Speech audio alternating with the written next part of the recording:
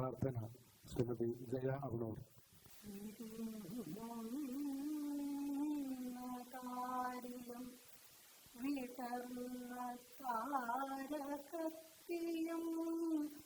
വിളങ്ങിടും പ്രഭാവമേ വിളക്കുവയ്ക്കൂന്നതിൽ സമസ്ത ജീവജാലവും സമങ്ങളിന്ന ഭാവന സദാ ചൊരിഞ്ഞിടേണമേ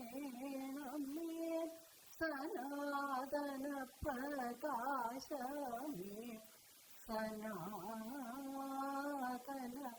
പ്രകാശമേ.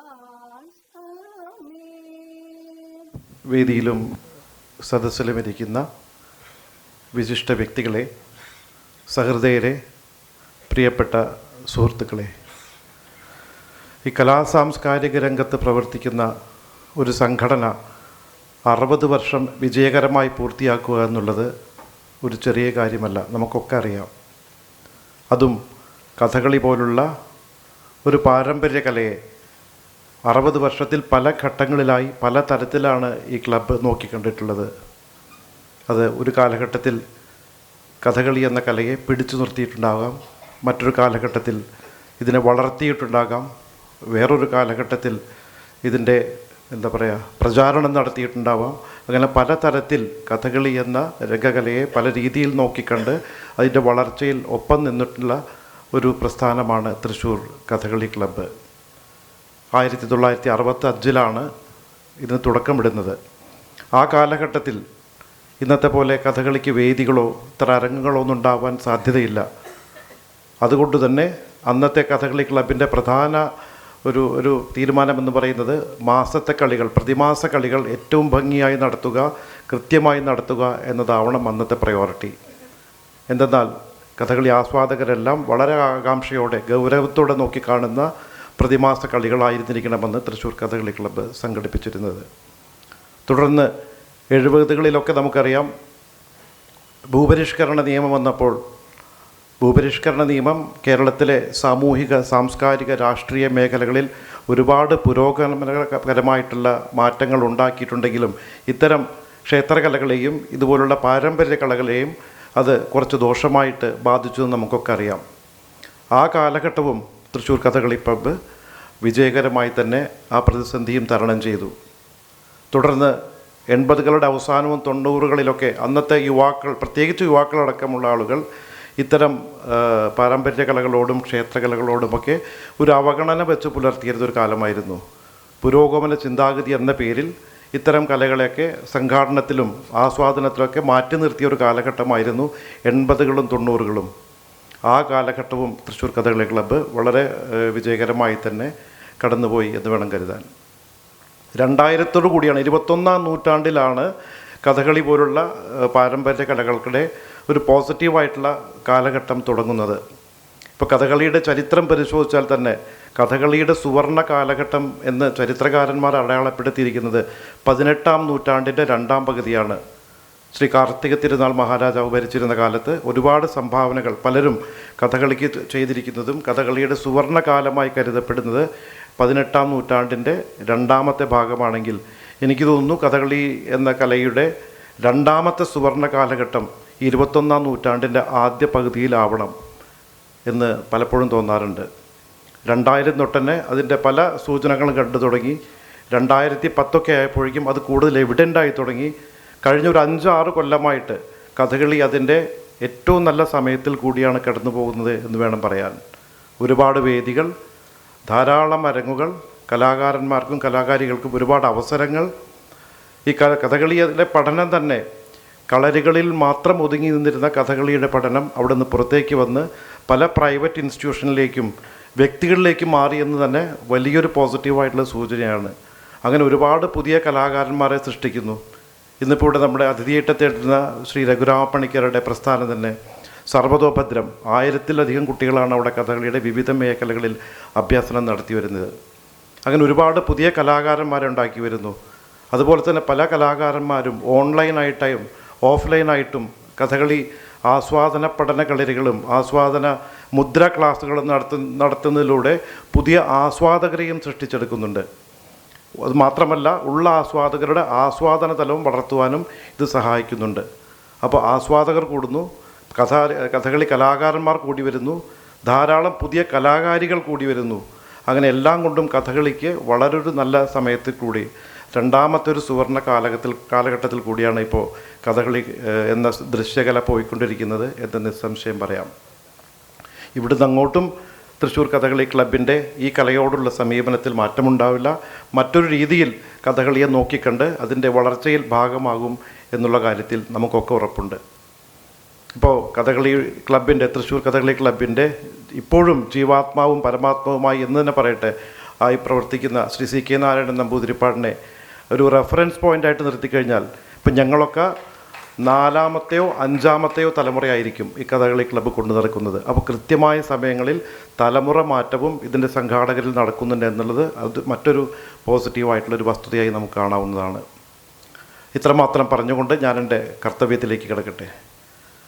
ഇന്നിവിടെ ഈ കഥകളി ക്ലബിൻ്റെ ഈ ഉദ്ഘാടന യോഗം അധ്യക്ഷം വഹിക്കുന്നത് കഥകളി ക്ലബിൻ്റെ രക്ഷാധികാരി കൂടിയായ ശ്രീ വിജയകുമാർ സാറാണ്. വിജയകുമാർ IAS ആണ്.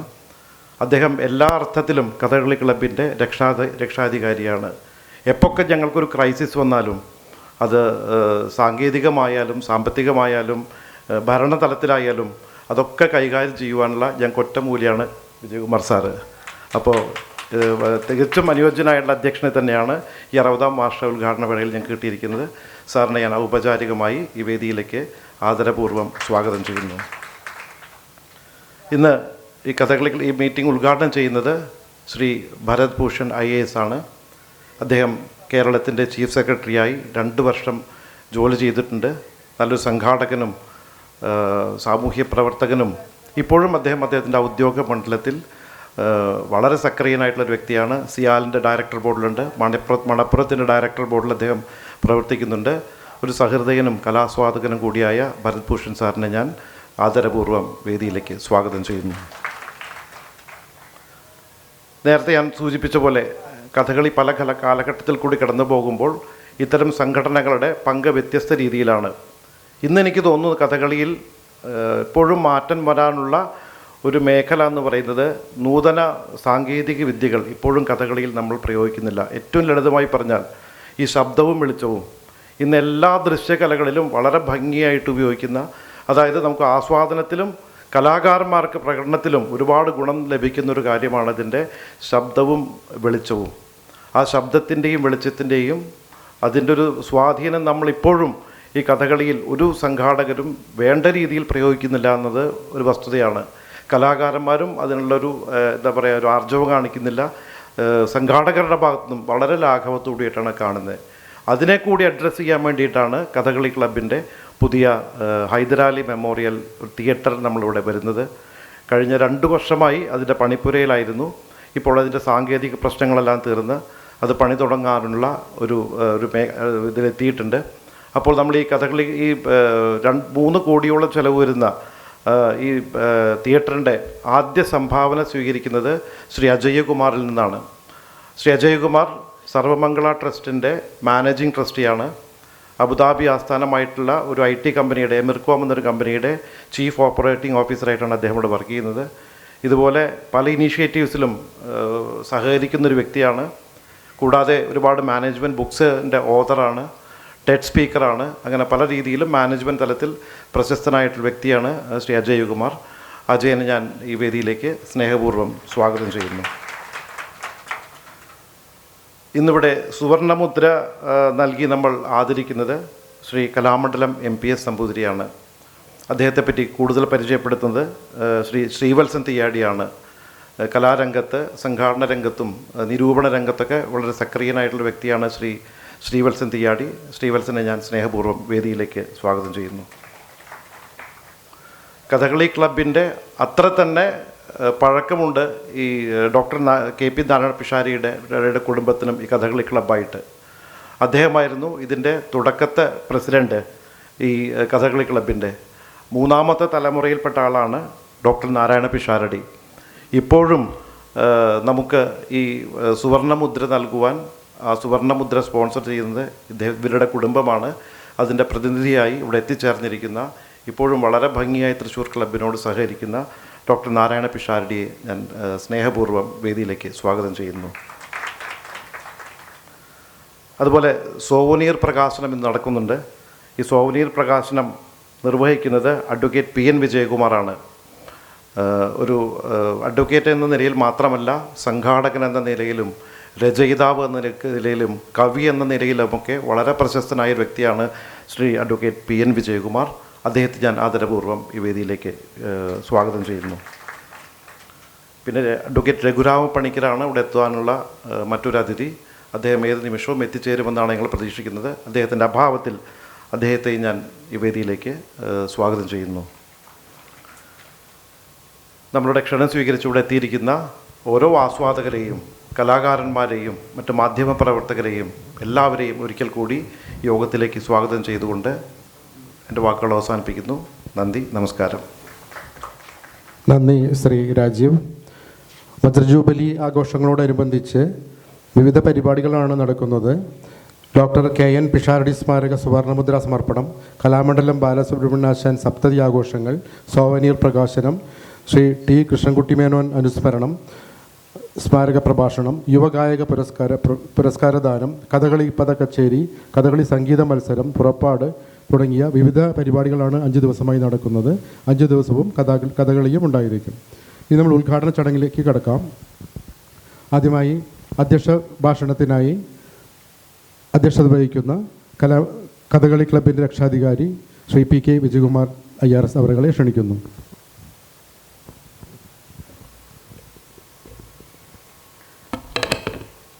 ഇന്നത്തെ മുഖ്യാതിഥി ശ്രീ ഭരത് ഭൂഷൺ IAS, മറ്റ് വേദിയിലും സദസ്സിലുമുള്ള മാന്യ വ്യക്തികളെ എല്ലാവർക്കും എൻ്റെ നമസ്കാരം. ഇന്ന് കഥകളി ക്ലബിനെ സംബന്ധിച്ചിടത്തോളം ഒരു തങ്കലിപികളാൽ കുറിക്കപ്പെടേണ്ട ഒരു ദിവസമാണ്. 60 വർഷം 1965 ജനുവരി 1-ാം തീയതിയാണ് കഥകളി ക്ലബ്ബ് ഫോം ചെയ്യുന്നത്. അന്ന് doctor K N Pisharody, Chittur Kunjan Namboothiripad, doctor VR Menon, ഈ 3 മഹാരഥന്മാരുടെ നേതൃത്വത്തിൽ കഥകളി ക്ലബ്ബ് രൂപീകരിക്കപ്പെട്ടു. അന്നും ഇന്നും ആ ക്ലബിൻ്റെ ഭാഗമായി നേരത്തെ പറഞ്ഞ പോലെ നമ്മുടെ എല്ലാം പ്രിയങ്കരനായ അഡ്വക്കേറ്റ് CK ഉണ്ട്. അദ്ദേഹം തന്നെയാണ് ഈ കഥകളി ക്ലബിൻ്റെ നെടുന്തൂണായി ഇപ്പോഴും പ്രവർത്തിക്കുന്നത്. 60 വർഷം ഡയമണ്ട് ജൂബിലിയാണ് ഒരു പ്രസ്ഥാനത്തിനെങ്കിൽ ഒരു വ്യക്തിയെ സംബന്ധിച്ച് 60 വയസ്സെന്ന് പറഞ്ഞാൽ ഷഷ്ടിപൂർത്തിയാണ്. അപ്പം ഈ സദസ്സിൽ നോക്കിക്കഴിഞ്ഞാലും ഷഷ്ടിപൂർത്തി ആഘോഷിച്ച ആളുകളാണ് കൂടുതൽ, കുട്ടികൾ വളരെയധികം കുറവാണ്. കഥകളി ആസ്വാദനത്തിൻ്റെ ഒരു പ്രധാന പ്രശ്നം അതാണ്. അതായത് ഒരു മില്ലേനിയം എന്നൊക്കെ പറയുന്ന പുതിയ തലമുറ, ജെൻ എക്സ് എന്നൊക്കെ പറയും, പല പേരുകളിൽ നിന്ന് അറിയപ്പെടുന്നുണ്ട്, 2021-ാം നൂറ്റാണ്ടിൽ ജനിച്ചവർ, അങ്ങനെയുള്ള കുട്ടികൾ കഥകളി ആസ്വദിക്കാനായിട്ട് വരുന്നത് വളരെ കുറവാണ്. പക്ഷേ ആ ഒരു പ്രശ്നം പരിഹരിക്കാനും തൃശ്ശൂർ കഥകളി ക്ലബ്ബ് അങ്ങേയറ്റത്തെ പരിശ്രമം ചെയ്തിട്ടുണ്ട്. പ്രശസ്ത കഥകളി കലാകാരന്മാരുടെ ക്ലാസ്സുകൾ, കഥകളി ആസ്വാദന ക്ലാസ്, കഥകളിയെ സംബന്ധിച്ച് അത് എങ്ങനെ ആസ്വദിക്കാം എന്നുള്ളത് എല്ലാവരും അറിയേണ്ടതാണ്. അതിനുവേണ്ടി ക്ലാസ്സുകൾ നടത്തിയിട്ടുണ്ട്. അതിനും അധികം കുട്ടികളില്ല, എന്നാലും വിവേകാനന്ദൻ പണ്ട് പറഞ്ഞ പോലെ it is better to light a candle than to curse the darkness എന്നൊരു ചൊല്ലുണ്ട്. അതായത് ഇരുട്ടാണ് എന്ന് പറഞ്ഞ് കേഴ്സ് ചെയ്യുന്നതിനേക്കാളും ഒരു കാൻഡിലെങ്കിലും കത്തിക്കുക. അപ്പോൾ തൃശ്ശൂർ കഥകളി ക്ലബ്ബ് 1965 മുതൽ കഥകളി ആസ്വാദനം ഉന്നത നിലവാരത്തിലെത്തിക്കാനും കഥകളിയുടെ വിവിധ കാര്യങ്ങൾ സാധാരണ ജനങ്ങളിലേക്ക് എത്തിക്കാനും തീർച്ചയായും ശ്രമിച്ചിട്ടുണ്ട്. ഇപ്പോൾ mister Bharat Bhushan cultural secretary ആയിരുന്നു കേരള ഗവൺമെൻറ്റിൻ്റെ. അദ്ദേഹത്തിന് കഥകളിയെക്കുറിച്ചും അതിലുള്ള മറ്റുള്ള സാങ്കേതിക വശങ്ങളെക്കുറിച്ചും തീർച്ചയായും ഔദ്യോഗിക തലത്തിൽ അറിവുണ്ടായിരിക്കാം. അദ്ദേഹം ചിലപ്പോൾ തോന്നുന്നുണ്ടാവും കഥകളി കാണാൻ ഇത്ര കുറച്ച് ആളുകളേ ഉള്ളൂ എന്ന്. ഞാൻ അദ്ദേഹത്തിന് ഒരു അഷുറൻസ് കൊടുക്കുകയാണ്, കുറച്ച് കഴിഞ്ഞാൽ കഥകളി തുടങ്ങുമ്പോഴേക്കും തീർച്ചയായിട്ടും കുറേയധികം ആളുകൾ വരും എന്നുള്ളത്. പിന്നെ എന്നെ സംബന്ധിച്ച് വ്യക്തിപരമായി പറഞ്ഞാൽ തൃശ്ശൂർ കഥകളി ക്ലബ്ബ് ഞാനുമായിട്ട് എനിക്ക് ഏകദേശം 30 വർഷം കഴിഞ്ഞ ശേഷമാണ് പരിചയം. അന്നത്തെ പ്രസിഡൻ്റായിരുന്ന ടി കൃഷ്ണൻകുട്ടി മേനോൻ, പിന്നെ മിസ്റ്റർ നമ്പ്യാർ, ഇവർ 2 പേരുമാണ് എന്നെ ഈ കഥകളി ക്ലബിലേക്ക് ഒരു ഒരു പരിചയപ്പെടുത്തൽ നടത്തിയതും പിന്നീട് ഈ തൃശ്ശൂരിൽ എറണാകുളത്തുള്ളപ്പോൾ ക്ലബിൻ്റെ പരിപാടികളിൽ പങ്കെടുത്തിരുന്നു. പിന്നീട് റിട്ടയർ ചെയ്ത ശേഷം തിരിച്ച് ഇപ്പോൾ ക്ലബ്ബുമായിട്ട് ഞാൻ വളരെ ആക്റ്റീവായിട്ട് പ്രവർത്തിക്കുന്നുണ്ട്. അത് വലിയ ഒരു സംതൃപ്തിയാണ് തരുന്നത്. പിന്നെ ഒരു ഇൻസ്റ്റൻസ് എനിക്ക് പറയാനുണ്ട്, എങ്ങനെ Thrissur Kathakali club civil service ട്രെയിനിങ്ങിൻ്റെ ഫൗണ്ടേഷണൽ കോഴ്സ് നടക്കുന്ന ഒരു സ്ഥലമാണ് നാഗപ്പൂർ NADT. ഞാൻ മുൻപ് പറഞ്ഞിട്ടുള്ളതാണ്, national academy of direct access. അവിടെ സിവിൽ സർവീസിൻ്റെ ഫൗണ്ടേഷണൽ കോഴ്സ് നടത്തുന്നത് ഒരു പ്രത്യേക കാലഘട്ടത്തിൽ ഭാരതീയ കലകളുമായി എങ്ങനെ നമുക്ക് താതാത്മ്യപ്പെടാം എന്നുള്ളതിനും ഈ സിലബസിൻ്റെ ഭാഗമായിരുന്നു. അങ്ങനെ കഥകളെ പരിചയപ്പെടുത്തണം എന്നുള്ള ഒരു സിലബസിലത്തെ ഒരു ഭാഗം നാഷണൽ അക്കാഡമി ഓഫ് ഡയറക്റ്റ് ആക്സസിലെ ഡയറക്ടർ മുന്നോട്ട് വയ്ക്കുകയും അതിനുവേണ്ടി കേരള കലാമണ്ഡലത്തിലേക്ക് ലെറ്റർ എഴുതി, നിങ്ങൾ കഥകളി ഒരു ട്രൂപ്പ് ഇവിടെ കൊണ്ടുവരണം, ചിലവെല്ലാം അവർ വഹിക്കും എന്ന് പറഞ്ഞു. നിർഭാഗ്യം എന്ന് പറഞ്ഞാൽ കേരള കലാമണ്ഡലം അതിന് റെസ്പോണ്ട് ചെയ്തില്ല. അപ്പോൾ അന്ന് അവിടുത്തെ അതിൻ്റെ ഫാക്കൽറ്റി എൻ്റെ ഒരു സുഹൃത്തായിരുന്നു. അദ്ദേഹം എന്നോട് പറഞ്ഞു, ഞാനന്ന് തൃശ്ശൂരിൽ ഇൻകം ടാക്സിൽ ജോലി ചെയ്യുന്ന സമയത്താണ്, എന്തെങ്കിലും ചെയ്യാൻ പറ്റുമോ? ആ സമയത്താണ് ഞാൻ കഥകളി ക്ലബ്ബുമായിട്ട് ചേർന്ന് പ്രവർത്തിക്കുന്നത്. അന്നത്തെ പ്രസിഡൻറ്റിനോടും സെക്രട്ടറിയോടും പറഞ്ഞു. അവർ വളരെയധികം സന്തോഷത്തോടു കൂടി മിസ്റ്റർ നമ്പ്യാരെന്ന് പറയുന്ന അദ്ദേഹത്തെ മാനേജറായും ഒരു വലിയ സംഘത്തെ ഇവിടുന്ന് അയച്ചു. എൻ്റെ ഓർമ്മ ശരിയാണെങ്കിൽ കലാമണ്ഡലം ഗോപി ആശാനും ആ സംഘത്തിലുണ്ടായിരുന്നു. 1995 അന്ന് അവിടെ ദുര്യോധനവധം അല്ലെങ്കിൽ കീചകവധം, ഇത് രണ്ട് ഓർമ്മയില്ല കൃത്യമായിട്ട്, കഥകളി അവതരിപ്പിച്ചു. വലിയ ഒരു അപ്ലോസ് കിട്ടി. ആ പ്രൊബേഷണർമാരിൽ ഒരാൾക്ക് കഥകളിയോട് താല്പര്യം ഉണ്ടായിരുന്നു. അദ്ദേഹം അത് കൂടുതലായിട്ട് ഹിന്ദിയിലും മറ്റ് ഇംഗ്ലീഷിലും അത് വിവരിച്ച് കൊടുക്കുകയും ചെയ്തു. അതേ പ്രൊബേഷണർ വർഷങ്ങൾക്ക് ശേഷം എറണാകുളത്ത് കമ്മീഷണറായി വന്നു. ഒരു നിയോഗം പോലെ ആ കമ്മീഷണറാണ് ഇൻകം ടാക്സ് ATG ഡിഡക്ഷനും 12A രജിസ്ട്രേഷനും ഈ കഥകളി ക്ലബിന് അനുവദിച്ച് തന്നത്. അദ്ദേഹം ഒരു വർഷം ഇവിടെ ചീഫ് ഗസ്റ്റായിട്ട് ഒരു ആനുവൽ ഡേ സെലിബ്രേഷന് വരികയും ചെയ്തു. തൃശ്ശൂർ കഥകളി ക്ലബ്ബ് മറ്റ് കേരളത്തിലെ ഏത് കഥകളി ക്ലബ്ബുമായിട്ട് നോക്കിക്കഴിഞ്ഞാലും എത്രയോ മുൻപന്തിയിലാണ്. ഒന്നാമത് ഇപ്പോൾ മിസ്റ്റർ ഭരത് ഭൂഷണൊക്കെ അറിയുന്നുണ്ടാവില്ല, 771ാമത്തെ കഥകളിയാണ് ഇപ്പോൾ അവതരിപ്പിക്കുന്നത്. 60 വർഷത്തിൽ 12 തവണ എല്ലാ മാസവും കഥകളിയുണ്ട്. കോവിഡിൻ്റെ സമയത്ത് മാത്രം അതിന് ചെറിയൊരു തടസ്സം നേരിട്ടു. അന്നും ഓൺലൈനിലായിട്ട് ചെയ്തിരുന്നു. ഇപ്പോൾ വീണ്ടും എല്ലാ മാസവും കൃത്യമായി നടക്കുന്നു. ഇത്ര കൃത്യതയോടുകൂടി ഇത്രയും നല്ല കളികൾ നടത്തുന്ന കഥകളി ക്ലബ്ബ് കേരളത്തിൽ തന്നെ ഇല്ല എന്ന് വേണമെങ്കിൽ പറയാം. ഉണ്ടെങ്കിൽ തന്നെ നമുക്കറിയില്ല. തൃശ്ശൂർ കഥകളി ക്ലബ്ബ് വളരെ മുന്നോട്ടേക്ക് പോകുന്നു. വളരെ ഡെഡിക്കേറ്റഡ് ആയിട്ടുള്ള, പ്രായം കൂടുതലാണെങ്കിലും മിക്കവാറും എക്സിക്യൂട്ടീവ് കമ്മിറ്റി മെമ്പർമാരും എല്ലാവരും ഒരു പ്രായത്തിൻ്റെ പ്രശ്നമുണ്ട്. എല്ലാവരും 60ഉം 70ഉം ഒക്കെ ആയിട്ടുള്ളവരാണ്. പക്ഷേ അവരുടെ പ്രവർത്തനത്തിന് അത് ഒരിക്കലും ബാധിച്ചിട്ടില്ല. വളരെ ഊർജ്ജസ്വലതയോട് കൂടിയിട്ടാണ് പ്രവർത്തിക്കുന്നത്. എല്ലാവരും വളരെ ചെറുപ്പക്കാരായിട്ടാണ് കാണപ്പെടുന്നത്, ഡൈയൊക്കെ ഉപയോഗിച്ചിട്ട്. അപ്പോൾ അതുകൊണ്ട് ക്ലബിനെ സംബന്ധിച്ച് ഇതൊന്നും ബാധകമല്ല. പക്ഷേ കൂടുതൽ ചെറുപ്പക്കാർ ഈ പ്രവർത്തന മേഖലയിലേക്ക് വരണം എന്നാണ് എനിക്ക് അഭ്യർത്ഥിക്കാനുള്ളത്. തീർച്ചയായും കാലങ്ങൾ മാറുമ്പോൾ അത് വരും. ഒരു കഥകളി കലാകാരന് ഒരു അംഗീകാരം കിട്ടുക എന്ന് പറയുന്നത്, ഞാൻ ഇന്ന് ഒരു വളരെ ഇതായിട്ടുള്ള ഒരു വാട്സപ്പ് മെസ്സേജ് തൊട്ടടുത്ത് വന്നു. നിങ്ങൾ ചിലർ കണ്ടിട്ടുണ്ടായിരിക്കും, അതിന് ആരെയും വിമർശിക്കാൻ വേണ്ടി പറയുന്നതല്ല. പഹൽഗാമിൽ എന്തുണ്ടായാലും, ഇന്ത്യ പാകിസ്ഥാൻ യുദ്ധം എന്തുണ്ടായാലും ഞങ്ങൾക്കൊരു കാര്യമേ വേണ്ടൂ എന്ന് പറഞ്ഞിട്ട് ഇപ്പം വളരെ ന്യൂസിലുള്ള ഒരു റാപ്പർ വേടൻ എന്ന് പറയുന്ന ഒരാൾ, അദ്ദേഹം കാണാൻ വേണ്ടിയിട്ട് ഒരുപാട് കുട്ടികൾ വന്ന് ഞങ്ങൾക്ക് വേടനെ കാണണം എന്ന് പറഞ്ഞ് ഭയങ്കരമായി ബഹളം ഉണ്ടാക്കുകയാണ്. അപ്പോൾ വേടൻ ഒരു റാപ്പറാണ്, അദ്ദേഹത്തിൻ്റെ കല ചീത്തയെന്ന് ഞാൻ പറയാൻ ആളല്ല. പക്ഷേ ഇവിടെ ഏതെങ്കിലും ഇപ്പോൾ ഗോപി ആശാനോ അല്ലെങ്കിൽ പീശപ്പള്ളി രാജുവോ അതേപോലെയുള്ള ഒരു കഥകളി കലാകാരൻ ഒരു കഥകളി അവതരിപ്പിക്കാൻ പോകുമ്പോൾ ഞങ്ങൾക്കത് കാണണം എന്ന് നിർബന്ധിക്കുന്ന ഒരു കാലം എന്ന് വരും എന്ന് നമുക്കറിയില്ല. അങ്ങനെ ഒരു കാലം വരുമായിരിക്കും വളരെ വർഷങ്ങൾക്ക് ശേഷം. ഇതിൻ്റെ സംഘാടകരോട് എന്നെ ഈ യോഗത്തിൻ്റെ അധ്യക്ഷനാക്കിയതിൽ അങ്ങേയറ്റം നന്ദി പറയുന്നു. ഇവിടെ വന്നിരിക്കുന്ന എല്ലാവരോടും എല്ലാവരും സ്വാഗതം ചെയ്യുന്നു, നന്ദി പറയുന്നു. വീണ്ടും തൃശ്ശൂർ കഥകളി ക്ലബ്ബ് ഔന്നത്യങ്ങളിലേക്ക് ഉയരട്ടെ എന്ന് ആശംസിക്കുന്നു, ദൈവത്തോട് പ്രാർത്ഥിക്കുന്നു. നന്ദി വിജയകുമാർ സാർ. ഇന്ന് വജ്രജൂബിലി ആഘോഷങ്ങൾ ഉദ്ഘാടനം ചെയ്യുന്നത് മുൻ chief secretary Shri EK Bharat Bhushan IAS ആണ്.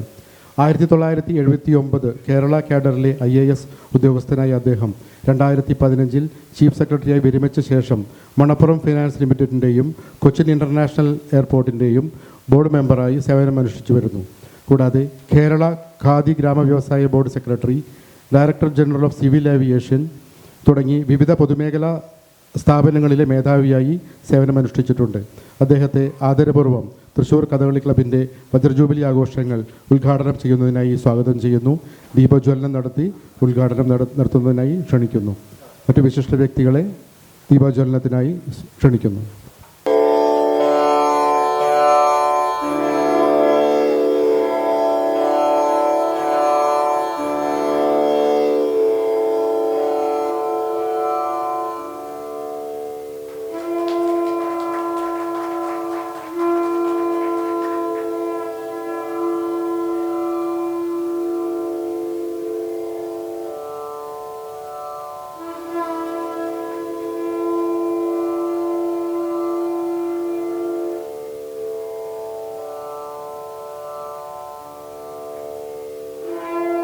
വിളക്ക് വർഷങ്ങളായി കഥകളി ക്ലബിൻ്റെ കോപ്പിൻ്റെ കൂടെ ഉള്ളതാണ്. പ്രത്യേകം ശ്രദ്ധിക്കണമെന്ന് അഭ്യർത്ഥിക്കുന്നു. പ്രിയപ്പെട്ട യോഗാധ്യക്ഷൻ, കേരള തൃശ്ശൂർ കഥകളി ക്ലബിൻ്റെ രക്ഷാധികാരി കൂടിയായ എൻ്റെ സുഹൃത്ത് ശ്രീ വിജയകുമാർ, ശ്രീ അജയകുമാർ, സുവർണമുദ്ര ഇന്ന് സ്വീകരിക്കുന്ന ശ്രീ കലാമണ്ഡലം MPS നമ്പൂതിരി അവർകൾ, വേദിയിലും സദസ്സിലുമായിരിക്കുന്ന മറ്റ് വിശിഷ്ട വ്യക്തികളെയും സഹോദരി സഹോദരന്മാരെ,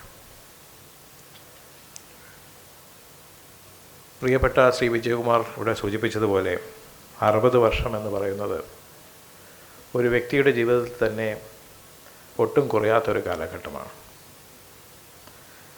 ഒരു സംഘടനയെ സംബന്ധിച്ചിടത്തോളം 60 വർഷം തികയ്ക്കുക എന്ന് പറയുന്നത് എല്ലാ അർത്ഥത്തിലും അഭിമാനത്തിന് വക നൽകുന്ന ഒരു പ്രത്യേക കാര്യമാണ്.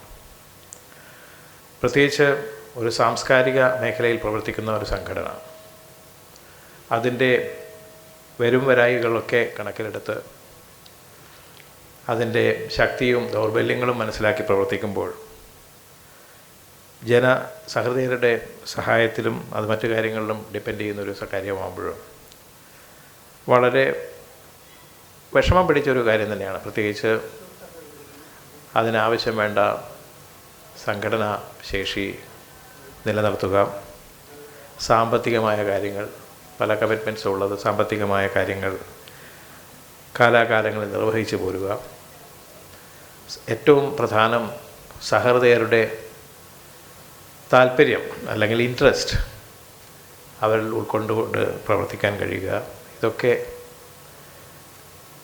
ഒട്ടും കുറവല്ലാത്ത വെല്ലുവിളികളാണ്. കഥകളി ക്ലബ് തൃശ്ശൂർ 60 വർഷം തികയ്ക്കുന്ന ഈ കാലഘട്ടത്തിൽ ഇവിടെ സംഘടിപ്പിച്ചിട്ടുള്ള 5 ദിവസം നീണ്ടു നിൽക്കുന്ന ഈ വാർഷികവും വജ്രജൂബിലി ആഘോഷവും ഈ സാഹചര്യത്തിലാണ് പ്രത്യേകം നമ്മളുടെ എല്ലാവരുടെയും അഭിനന്ദനം അർഹിക്കുന്നത്. സ്വാഗത പ്രാസംഗികൻ പ്രത്യേകിച്ച് സൂചിപ്പിച്ചു, നമ്മുടെ കേരളം പല കാര്യങ്ങളിലും മുൻനിരയിലാണെങ്കിൽ കൂടി പാരമ്പര്യ കലകളെ പരിരക്ഷിക്കുവാനും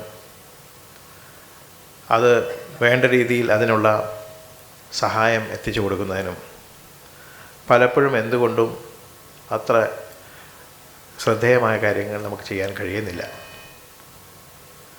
പല കാരണങ്ങളുണ്ട്.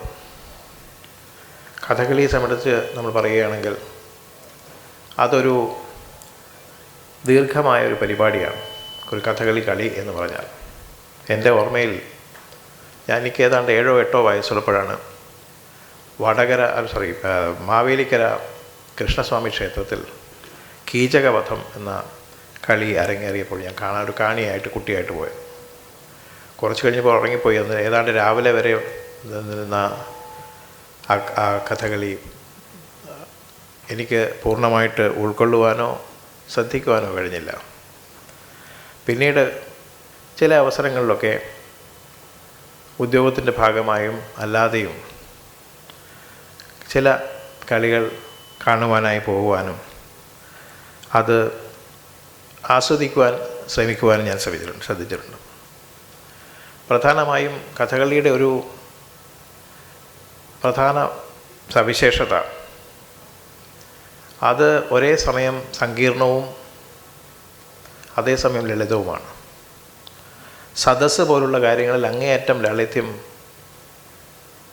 ഉള്ളെങ്കിൽ കൂടി അതിന് മറ്റ് സംഗതികളെ, പ്രത്യേകിച്ച് മയമാണ്, അതിൽ ശബ്ദം, കഥാപാത്രങ്ങൾ സംസാരിക്കുന്നില്ല, എല്ലാം ആംഗ്യ വിശേഷങ്ങൾ കൂടിയാണ്, വിവക്ഷകൾ കൂടിയാണ് ആളുകൾ കഥ മനസ്സിലാക്കേണ്ടത്.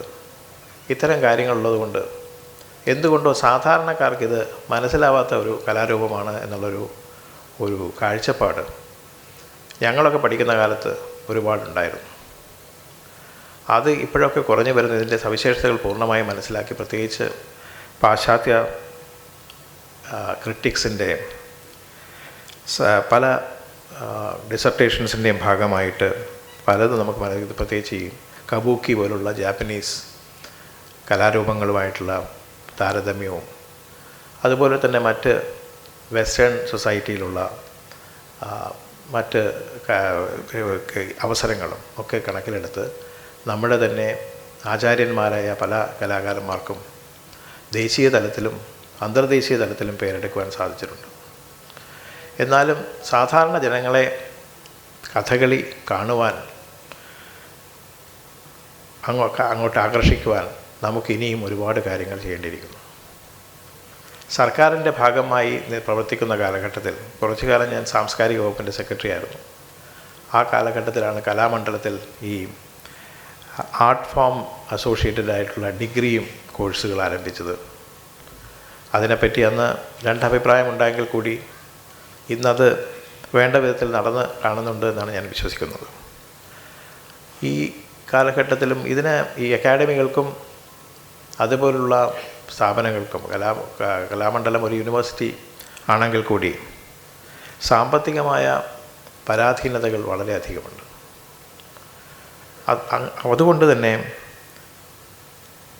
ഈ കഥകളി പോലുള്ള കലാരൂപങ്ങൾക്ക് വേണ്ട സഹായം നൽകുവാനായി ഇപ്പോൾ ലിബറലൈസേഷന് ശേഷം ധാരാളം കോർപ്പറേറ്റ് സ്ഥാപനങ്ങൾ രംഗത്ത് വരുന്നുണ്ട്.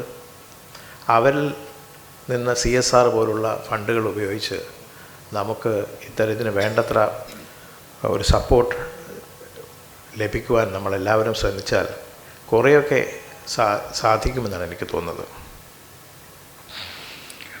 ഈ നമുക്കറിയാവുന്ന പോലെ 16-ാം നൂറ്റാണ്ടിലും 17-ാം നൂറ്റാണ്ടിലും മറ്റുമാണ് കഥകളി ഒരു പാലസ് ആർട്ട് അല്ലെങ്കിൽ ഒരു ടെമ്പിൾ ആർട്ട് എന്ന നിലത്തിൽ ഇത് ഒരു രൂപം പ്രാപിച്ചത്.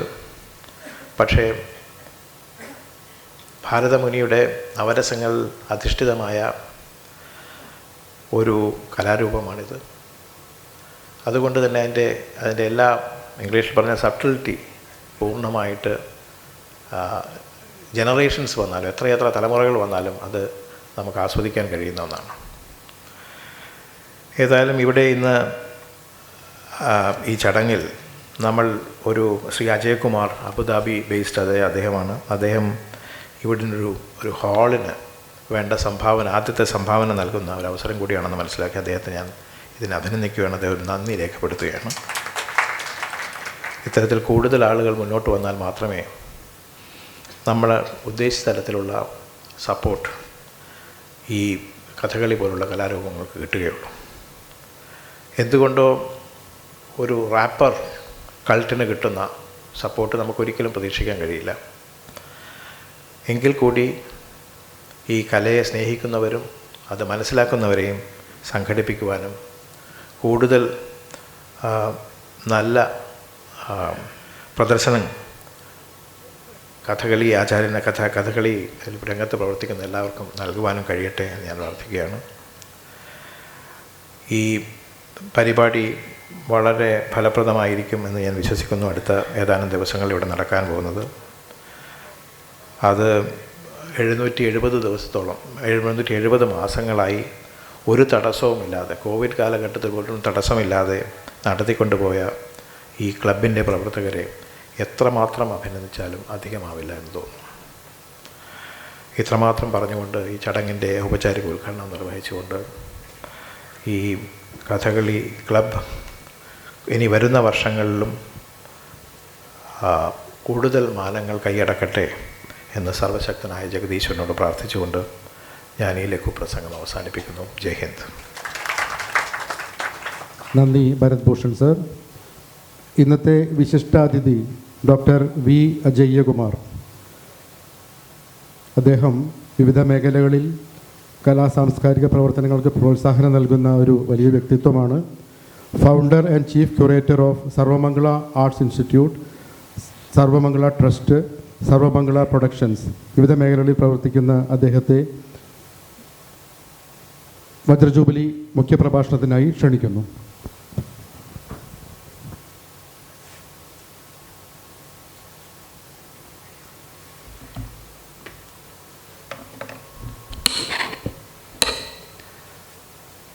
വേദിയിലും സദസ്സിലുമുള്ള എല്ലാ വിശിഷ്ട വ്യക്തികൾക്കും എൻ്റെ നമസ്കാരം.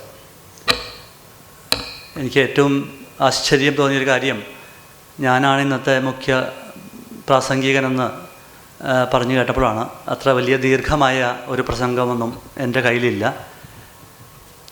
ഇന്ന് എനിക്ക് പറയാനുള്ള ഒരു കാര്യം എന്താണെന്ന് വെച്ചാൽ, നമ്മ ഏറെ ആഹ്ലാദത്തോടെയും സന്തോഷത്തോടുമൊക്കെ രണ്ട് കാര്യങ്ങൾക്ക് ഇന്ന് തുടക്കം കുറിക്കുകയാണ്. 60 വർഷം തികയ്ക്കുന്ന കഥകളി ക്ലബിൻ്റെ വാർഷിക ആഘോഷങ്ങളുടെ തുടക്കം, അതുപോലെ തന്നെ കലാമണ്ഡലം ശ്രീ ബാലസുബ്രഹ്മണ്യ ആശാൻ്റെ 70ാം പിറന്നാൾ ആഘോഷത്തിൻ്റെ തുടക്കം. ഇത് ഒരു വ്യക്തിയുടെയോ ഒരു സംഘടനയുടെയോ ആഘോഷം എന്നതിലുപരിയായിട്ട് ഒരു കാലഘട്ടത്തിൻ്റെ ചരിത്രത്തിൻ്റെ ആഘോഷം എന്ന നിലയിൽ കാണുവാനാണ് ഞാൻ ആഗ്രഹിക്കുന്നത്. 60 വർഷം, നേരത്തെ രാജീവ് സൂചിപ്പിച്ച പോലെ 60 വർഷം ഒരു സംഘടനയ്ക്ക് നിലനിൽക്കുക എന്നുള്ളത് ഓരോ കാലഘട്ടത്തിലും ഓരോ ആവശ്യങ്ങളുമായി ആ ആവശ്യങ്ങൾ നിറവേറ്റിക്കൊണ്ട് നിലനിൽക്കുക എന്നുള്ളത് തീർച്ചയായും എളുപ്പമുള്ള ഒരു കാര്യമല്ല.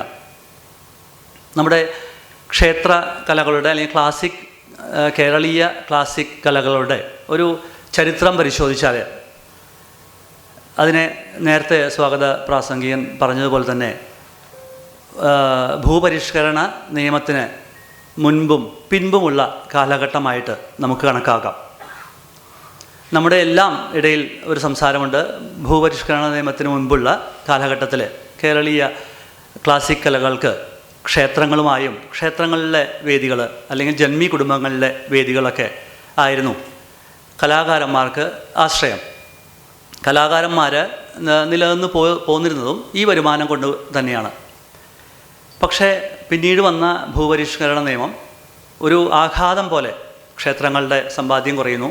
80കളുടെ കാലഘട്ടത്തിലെ ചെറുപ്പക്കാർക്ക് ഇതിനോട് താല്പര്യം കുറയുന്നു. അതുപോലെ തന്നെ ജന്മി കുടുംബങ്ങളിലുള്ള അരങ്ങുകൾ നിന്നു പോകുന്നു. അപ്പോൾ ഏതൊരു നവോത്ഥാനത്തിനും, എൻ്റെ അഭിപ്രായത്തിൽ ഏതൊരു നവോത്ഥാനത്തിനും മുൻപ് ഇങ്ങനെയുള്ള ഒരു വലിയ ആഘാതങ്ങൾ നല്ലതാണ് എന്നാണ് എൻ്റെ അഭിപ്രായം. ഭൂപരിഷ്കരണ നിയമത്തിന് മുന്നുള്ളൊരു കാലഘട്ടം ആലോചിച്ചാൽ അന്ന് കലാകാരന്മാരുടെ സ്ഥിതി നല്ല സ്ഥിതിയായിരുന്നു, സാമ്പത്തികമായി ഉന്നമനമായിരുന്നു എന്ന് ചോദിച്ചാൽ അല്ല. പലരും പട്ടിണിയും പരിവട്ടവുമായി അല്ലെങ്കിൽ ഒരു നാഴി അരിക്കോ ഒരു നേരത്തെ ഭക്ഷണത്തിനോ മുണ്ടിനൊക്കെ വേണ്ടി കളികൾ അല്ലെങ്കിൽ ഈ കലാരംഗത്തേക്ക് വന്ന കലാകാരന്മാരെയാണ് നമ്മൾ അധികമായിട്ടും കാണുന്നത്. അതിൽ ചില ആളുകൾക്ക് അവരുടെ പ്രതിഭ തെളിയിക്കാനുള്ള അവസരം പിന്നീടുണ്ടായി എന്ന് മാത്രം. അപ്പോൾ നമുക്ക് ഒറ്റ നോട്ടത്തിൽ ഭൂപരിഷ്കരണത്തിന് മുന്നിലുള്ള കാലഘട്ടം ക്ഷേത്രകലകളുടെ സുവർണകാലമായിരുന്നെന്ന് പറയാമെങ്കിലും അതിൻ്റെ നിജസ്ഥിതി പരിശോധിച്ചാൽ അതല്ലെന്ന് കാണാൻ സാധിക്കും. ഇനി ഭൂപരിഷ്കരണത്തിന് ശേഷമുള്ള ഒരു കാലഘട്ടം നോക്കൂ. ഇവിടെ 70കൾക്ക് മുമ്പ് തന്നെ പല ക്ലബ്ബുകളും, കഥകളിയിൽ പ്രത്യേകിച്ചും വളരെയധികം കഥകളി ക്ലബ്ബുകൾ വരുന്നു.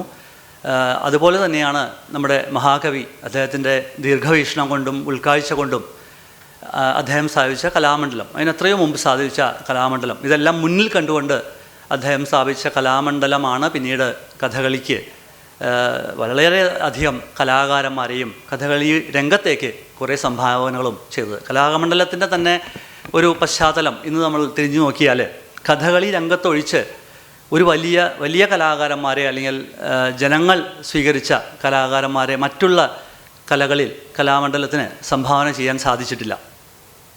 അപ്പോൾ ജന്മി കുടുംബങ്ങളുടെയും അല്ലെങ്കിൽ അമ്പലങ്ങളുടെയും ക്ഷേത്രങ്ങളുടെയൊക്കെ വരുമാനം കുറഞ്ഞ സമയത്ത് ഈ ക്ലബ്ബുകളാണ് അന്ന് കഥകളി അല്ലെങ്കിൽ ക്ഷേത്രകലകളുടെ നട്ടെല്ലായി നിന്നത്. ഇനി സംഘാടകരുടെ കാര്യം പറയുമ്പോൾ, തൃശ്ശൂർ ക്ലബ്ബ് പോലുള്ള സംഘാടകരുടെ കാര്യം പറയുമ്പോൾ എനിക്ക് പറയാനുള്ളത്, കലയ്ക്കും കലാകാരന്മാർക്കും ഇടയിലുള്ള ഒരു പാലമായിട്ട് നമുക്ക് സംഘാടകരെ കാണാം. അപ്പോൾ സംഘാടകരുടെ ഉത്തരവാദിത്വം ചെറുതല്ല. സംഘാടകർ നല്ല ആസ്വാദകരായാൽ മതി. അവർക്ക് കലയെപ്പറ്റി വലിയ ഗ്രാഹ്യം വേണമെന്ന് നിർബന്ധമില്ല. നല്ല ആസ്വാദകരാവണം, നല്ല ലീഡർഷിപ്പ് ഉണ്ടാകണം. അങ്ങനെയുള്ള സംഘാടകരെയാണ് നമുക്ക് ഈ രംഗത്ത് ഏറ്റവും അധികം ആവശ്യം. പലപ്പോഴും കഥകളിയിൽ ഞാൻ കണ്ടിട്ടുള്ള ഒരു പ്രവണത, പുതുതായി വരുന്ന ആസ്വാദകരെ അല്ലെങ്കിൽ പുതുതായി വരുന്ന സംഘാടകരെ അല്പം പുച്ഛത്തോടും സംശയത്തോടുമൊക്കെ കാണുന്ന ഒരു പ്രവണത നമ്മുടെ ഇടയിലുണ്ട്. അതൊക്കെയാണ് നമ്മൾ ഒരു ന്യൂനതയായി കണ്ട് കാലഘട്ടത്തിൻ്റെ ആവശ്യമായി കണ്ട് പരിഷ്കരിക്കേണ്ടതുള്ളത്.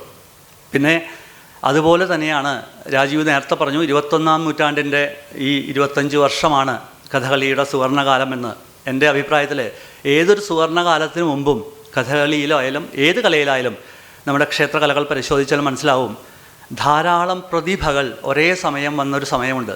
നമ്മുടെ 20-ാം നൂറ്റാണ്ടിൻ്റെ 2ാം പകുതിയിൽ തായമ്പകയിൽ മട്ടന്നൂർ ശങ്കരകുട്ടിമാരാർ, മേളത്തിൽ പെരുവലം കുട്ടന്മാരാർ, കഥകളിയിൽ കൃഷ്ണനായരാശാനായാലും രാമൻകുട്ടി നായരാശാനായാലും ഗോപിയാശാനായാലും അതിനുശേഷം ബാലസുബ്രഹ്മണ്യ ആശാനെ പോലുള്ള പ്രതിഭകൾ ധാരാളമായി വന്ന 20-ാം നൂറ്റാണ്ടിൻ്റെ 2ാം പകുതി.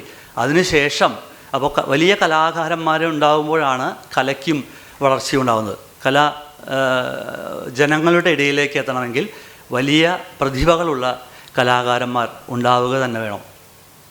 അതിൽ 10 വർഷത്തോളം ദുബായിൽ അബുദാബിയിൽ കഥകളി സംഘടിപ്പിച്ചുകൊണ്ടിരുന്നപ്പോൾ ആദ്യമൊന്നും കഥകളി എന്താണെന്ന് പോലും അറിയാത്ത ആളുകൾ ഒരു കൗതുകത്തോട് കൂടെ വരാൻ തുടങ്ങി. പക്ഷേ എന്നെ അത്ഭുതപ്പെടുത്തിക്കൊണ്ട് ഗോപിയാശാൻ്റെ കർണശബദം കാണാനായിട്ട് ആയിരങ്ങൾ നിറഞ്ഞ ഒരു വേദിയിലാണ് അദ്ദേഹം കർണശബദം ആടിയത്. അതുപോലെ തന്നെ ചേർപ്പിൽ കോവിഡിന് മുമ്പുള്ള ഒരു കാലഘട്ടത്തിൽ ദുര്യോധനവധം അദ്ദേഹം രൗദ്രഭീമനായി വന്നപ്പോൾ 3-4 കിലോമീറ്റർ നീണ്ടു നിൽക്കുന്ന പാർക്കിംഗ് ആയിരുന്നു അവിടെ ചേർപ്പ് സോപാനം ഓഡിറ്റോറിയത്തിലുണ്ടായത്. അപ്പോൾ നല്ല കലാകാരന്മാർ വലുതാവുന്നതിനനുസരിച്ച് കലയ്ക്ക് ജനപ്രീതി കൂടി വരികയാണ് ഉണ്ടാകുന്നത്. അതുകൊണ്ട് വലിയ കലാകാരന്മാരെ വളർത്തേണ്ടത് സംഘാടകരെ, അത് കണ്ടെത്തി അവരെ നിലനിർത്തി വളർത്തി കൊണ്ടുപോകേണ്ടത് സംഘാടകരുടെ കൂടി കടമയാണ്. പലപ്പോഴും കഥകളി രംഗത്ത് കഥകളി കലാകാരന്മാർ വളരെ വളരെ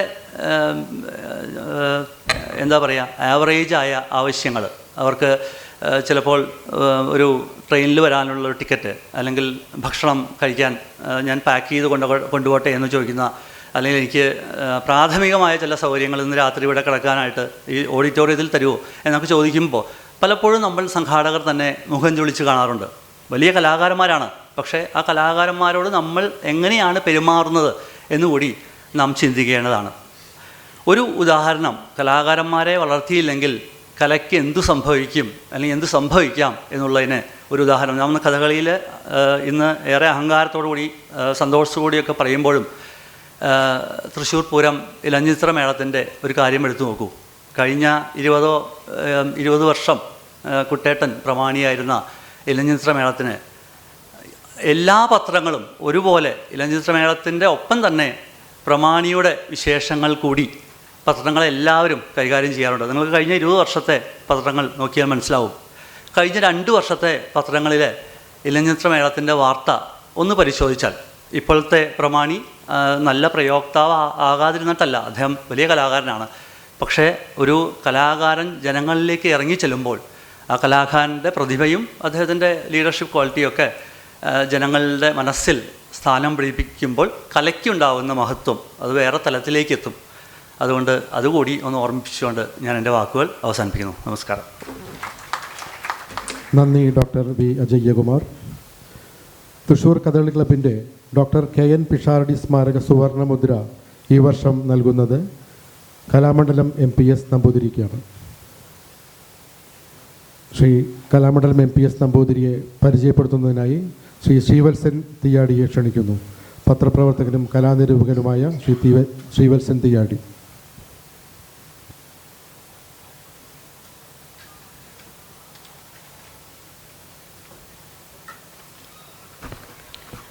എല്ലാവർക്കും നമസ്കാരം. ഷഷ്ടിപൂർത്തി ആഘോഷിക്കുന്ന തൃശ്ശൂർ കഥകളി ക്ലബ്ബ് 1965 രൂപീകൃതമായത് സാമാന്യം അനൗപചാരികമായിട്ടുള്ളൊരു ചുറ്റുപാടിലായിരുന്നു. വാസ്തവത്തിൽ ഞാൻ മനസ്സിലാക്കിയത് ശരിയാണെന്നുണ്ടെങ്കിൽ 1968, അതായത് പിന്നെയും 3 കൊല്ലം കഴിഞ്ഞിട്ടാണ് ഇതിൻ്റെ ഔപചാരികമായിട്ടുള്ള രജിസ്ട്രേഷനും കാര്യങ്ങളൊക്കെ നടക്കുന്നത്. ഇതിപ്പോൾ ഞാൻ എടുത്തു പറയാൻ കാരണം, ആ 68 കൊല്ലത്തിൽ കഥകളിയുടെ ചരിത്രത്തിൽ കൗതുകകരമായിട്ടുള്ള സംഭവം ഉണ്ടായിട്ടുണ്ട്. അതെന്താണെന്ന് വെച്ചാൽ, നമ്മൾ ഇന്നിവിടെ ആദരിക്കുന്ന മൂത്തേടത്ത് പാലിശ്ശേരി ശങ്കരൻ നമ്പൂതിരി എന്ന കലാമണ്ഡലം MPS അന്നത്തെ ഒരു സാമാന്യം വലിയ അരങ്ങ് ഗായകനായിരുന്ന കലാമണ്ഡലം ഉണ്ണികൃഷ്ണക്കുറുപ്പിൻ്റെ ഒരു പാട്ട് റെക്കോർഡ് ചെയ്യണം. പുതിയ കാലത്ത് ഇത് യൂട്യൂബിൽ നിങ്ങൾക്ക് കേൾക്കാം. ഉണ്ണികൃഷ്ണക്കുറുപ്പിൻ്റെ പാട്ട് ഇപ്പോൾ അതല്ലാതെയും കേൾക്കാം. പക്ഷേ MPS റെക്കോർഡ് ചെയ്യാൻ ഇടവന്ന ആ പാട്ട് കഥകളിപ്പദം ആയിരുന്നില്ല. പകരം കുറുപ്പാശാൻ്റെ തന്നെ കുലത്തൊഴിലായിട്ടുള്ള കളമ്പാട്ടിൻ്റെ ഒരു 10-25 മിനിറ്റിൻ്റെ ഒരു ദൈർഘ്യം ഉള്ള ഒരു ശകലം ആയിരുന്നു. ഇത് 68. അതിനെ തലേ കൊല്ലം 1967 അദ്ദേഹം വിദേശയാത്ര കലാമണ്ഡലം നടത്തിയ അപ്പോൾ അതിൽ അംഗം ആയിരുന്നു. അന്ന് അവിടെ ഇതിൻ്റെ ഇടയിൽ അദ്ദേഹം മെനക്കെട്ട് അന്നത്തെ സാഹചര്യത്തിൽ താരതമ്യേന ബുദ്ധിമുട്ടുള്ള, നമ്മൾ ഇംഗ്ലീഷിൽ കമ്പേഴ്സം എന്നൊക്കെ പറയാവുന്ന രീതിയിൽ കുറച്ച് കൊണ്ടു നടക്കാൻ പ്രയാസമുള്ളൊരു വലിയ ടേപ്പ് റെക്കോർഡർ മേടിച്ചു. അപ്പോൾ അതിൻ്റെ ഉദ്ഘാടനം എന്ത് വേണമെന്ന് വിചാരിച്ചിരിക്കുമ്പോൾ അന്ന് സംഘത്തിൽ കൂടെ ഉണ്ടായിരുന്ന മറ്റൊരു കഥകളി ഗായകനായിട്ടുള്ള കലാമണ്ഡലം രാമൻകുട്ടി വാര്യരാശനോട് പറഞ്ഞു. ഒന്ന് ആശാൻ പറയുകയാണോ തിരിച്ചാണോ ഉണ്ടായത്, എന്തായാലും അതിൽ ഇതൊരു ഉദ്ഘാടനമായിട്ട് ഈ രാമവാര്യരാശാൻ്റെ പാട്ടാണ്. അതും കഥകളിപ്പതായിരുന്നില്ല.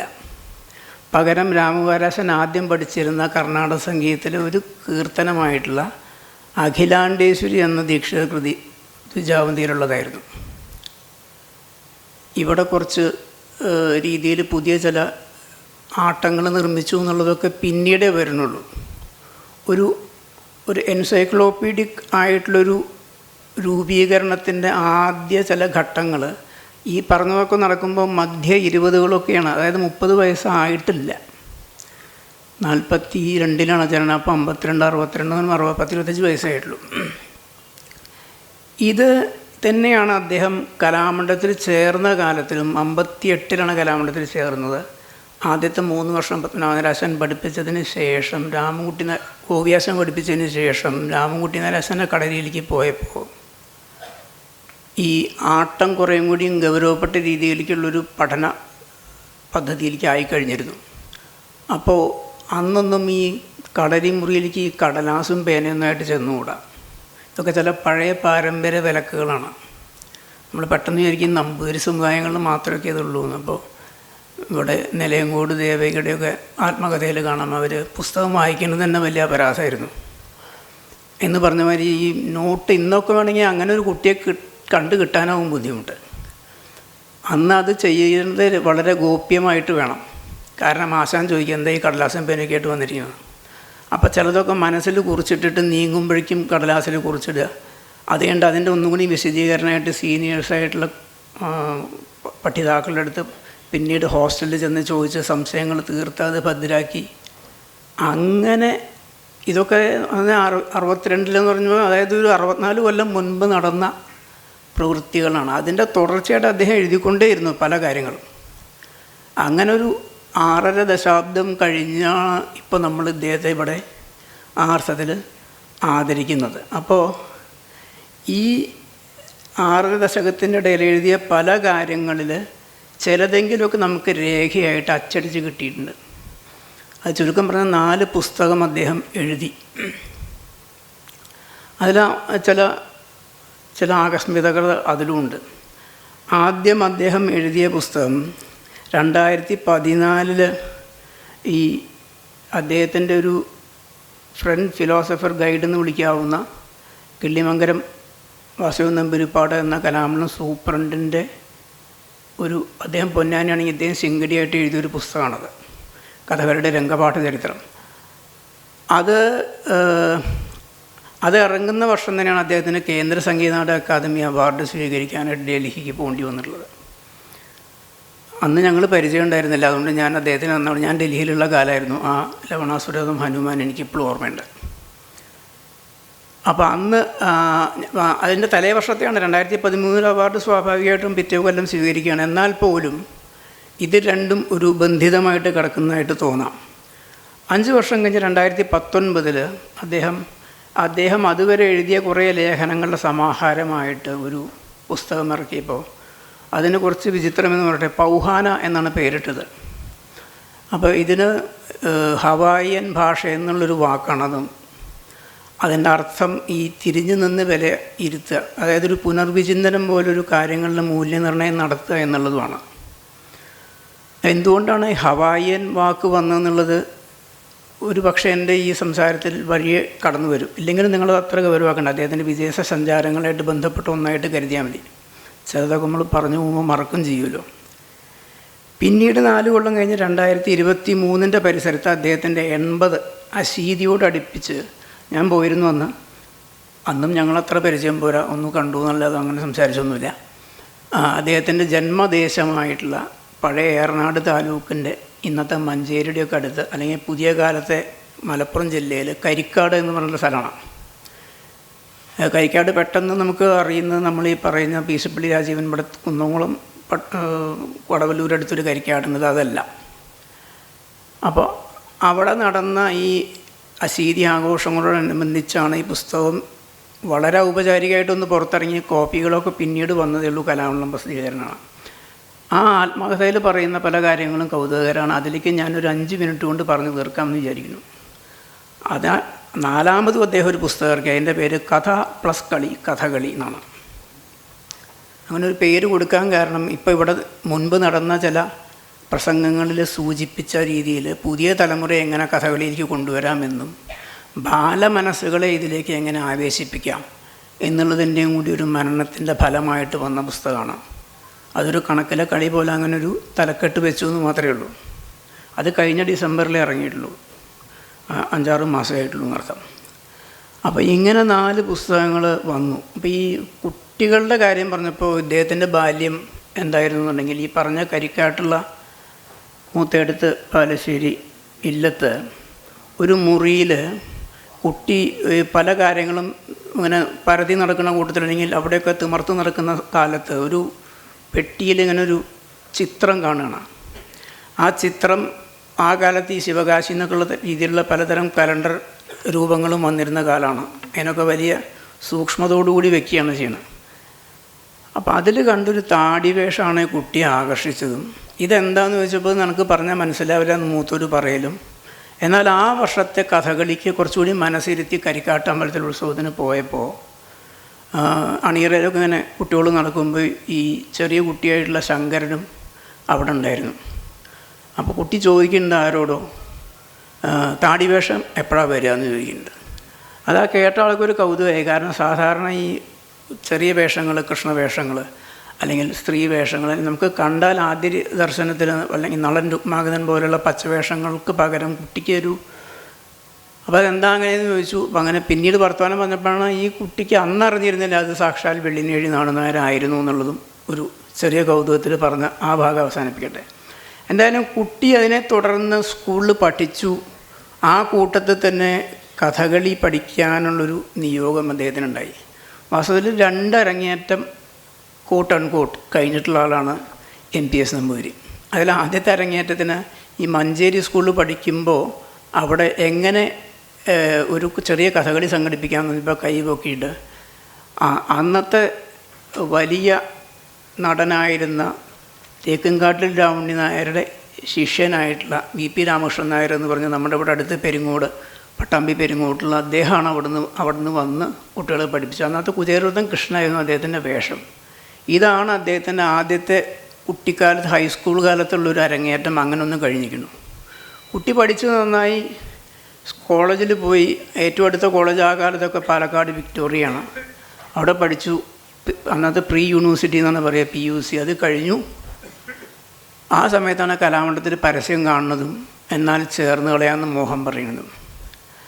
അങ്ങനെ കലാമണ്ഡലത്തിൽ ചേരുമ്പോൾ ഈ പട്ടിക്കാന്തുരു രാമുണ്ണി മേനോൻ്റെ പ്രഥമ ശിഷ്യനാണ് തേക്കുംകാട്ടിൽ രാമുണ്ണി നായർ. പട്ടിക്കാന്തുരു രാമുണ്ണിയോടെന്ന് പറഞ്ഞാൽ കഴിഞ്ഞ നൂറ്റാണ്ടിൽ 100 വർഷം മുൻപ് കല്ലുപിടിച്ചിട്ട് മുഴുവൻ ഇളക്കി മേഞ്ഞ ആളാണ്. അദ്ദേഹത്തെ ചെറിയ പ്രായ വ്യത്യാസത്തിലുള്ള ശിഷ്യനാണ് തേക്കുംകാട്ടിൽ രാമുണ്ണി നായർ എന്നുണ്ടെങ്കിൽ ഇദ്ദേഹമായിട്ട് വളരെ കുറച്ച് വർഷങ്ങൾക്ക് മാത്രം മൂപ്പുള്ള അന്നത്തെ ഒരു യുവതാരവും ഒരു ഉയർന്നു വരുന്ന ഒരു അധ്യാപകനുമായിരുന്ന കലാമണ്ഡലം ഗോപി ആശാൻ്റെ ആദ്യത്തെ ശിഷ്യൻ എന്ന് പറയാവുന്ന രീതിയിൽ ആ കളരിയിൽ അദ്ദേഹത്തിന് 58-ലാണ് ഗോപി ആശാൻ്റെ ഒരു കളരി സ്വന്തമായിട്ട് കലാമണ്ഡലത്തിൽ വിട്ടുകിട്ടുന്നത്. അതിലെ ശിഷ്യനായിട്ട് ഒരു 5 അംഗ ബാച്ചിൽ അതിൽ കാര്യപ്പെട്ട ആയിട്ട് ആരും അങ്ങനെ വളർന്നൊന്നുമില്ല, MPS ആശാൻ ഒഴികെ. വളാഞ്ചേരിക്കാരനായിട്ടുള്ള കേശവദേവൻ എന്ന് പറഞ്ഞ് നമുക്കൊക്കെ അറിയുന്ന കേശവദേവ്, അദ്ദേഹം 2 വർഷത്തിന് മുൻപ് മരിച്ചു. താടി വേഷക്കാരനാണ്. കുറച്ചെങ്കിലും പിന്നീട് അറിയപ്പെട്ട ഒരു കലാകാരനായാലുണ്ടായുള്ളൂ. ഇതിൽ ഈ ഇൻ്റർവ്യൂവിന് അദ്ദേഹം ചെന്നപ്പോൾ പല മഹാരാജന്മാരിൽ കലാമണ്ഡലം രാമൻകുട്ടി നായരും ഉണ്ട് അവിടെ. അപ്പോൾ രാമൻകുട്ടി ആശാനൊരു ചോദ്യം ചോദിക്കുന്നുണ്ട്, എന്താ ഇപ്പോൾ ഈ തിരുമേനി വരാൻ ഇല്ലത്ത് ഉണ്ണാനൊന്നും മഹയില്ലേ എന്നാണ്. അപ്പോൾ അതൊരു നർമ്മം രാമകൃഷ്ണൻ അറിയുന്നവർക്കൊക്കെ അറിയാം. ഇതൊക്കെ ഒരു തരം വളരെ ഇവിടെ പ്രസംഗങ്ങനെ അവരോട് സൂചിപ്പിച്ച പോലെ സട്ടിലായിട്ടുള്ളൊരു നർമ്മമാണ്.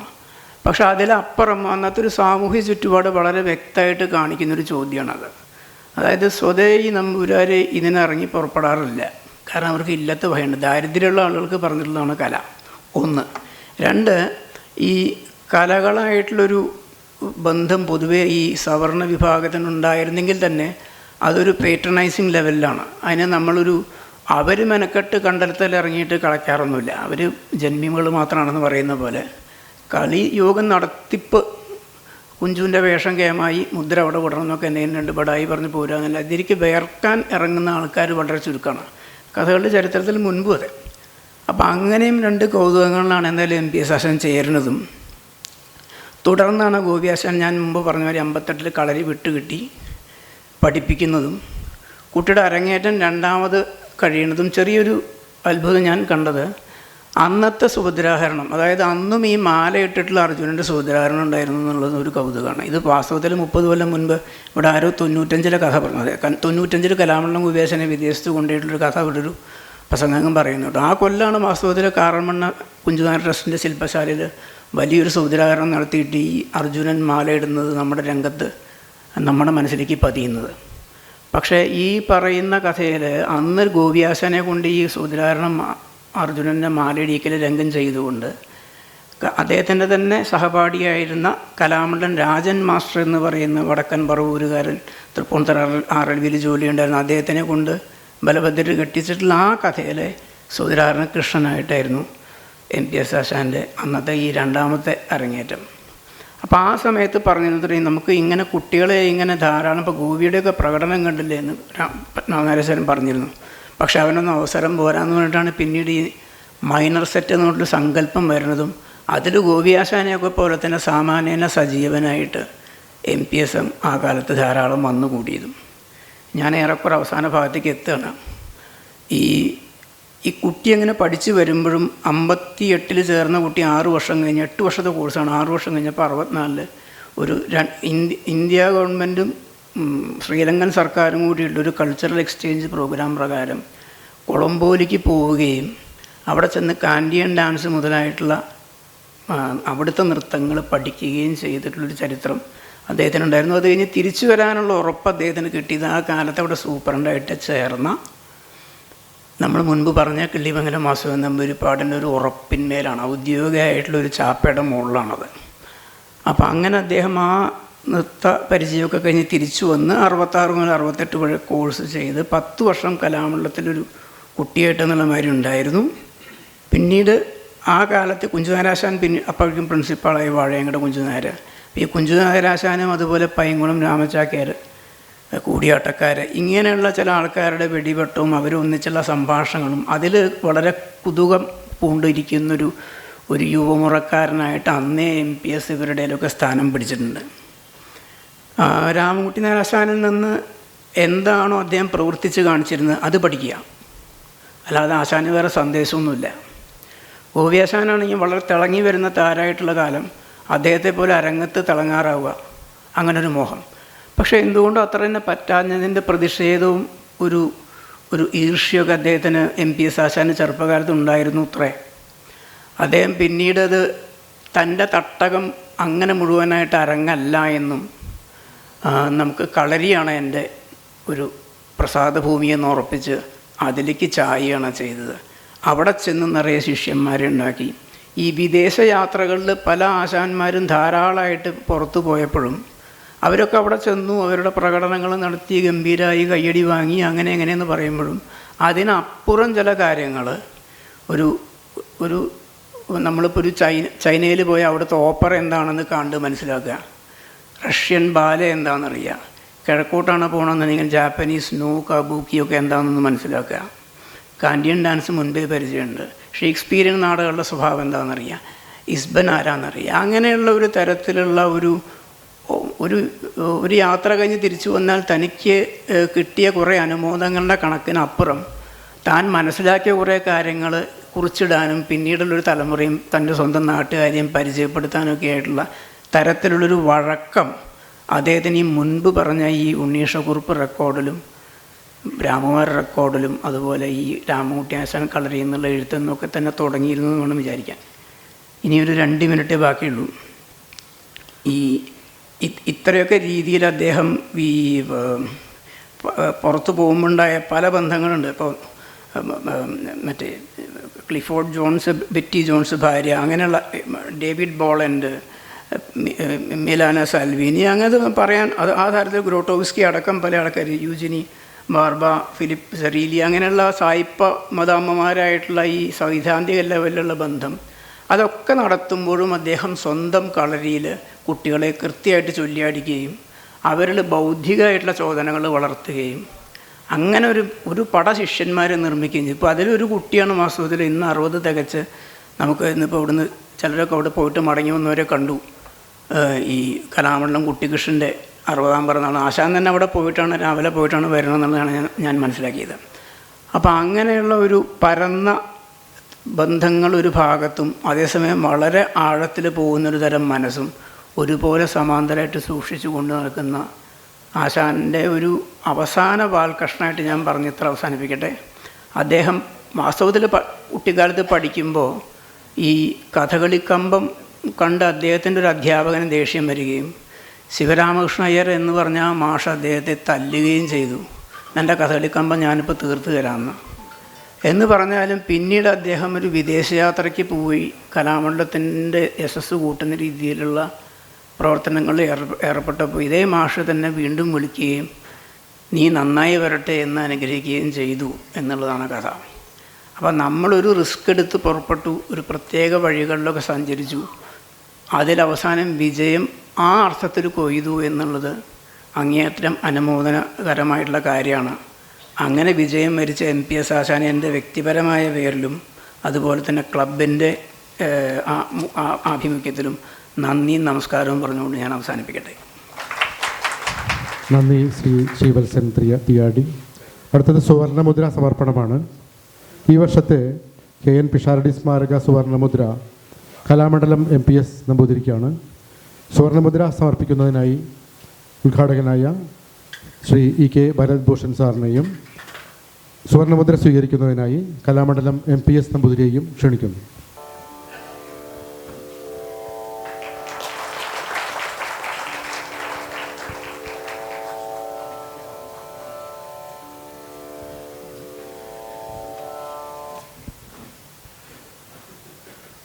അടുത്തത് കീർത്തി പത്രസമർപ്പണമാണ്.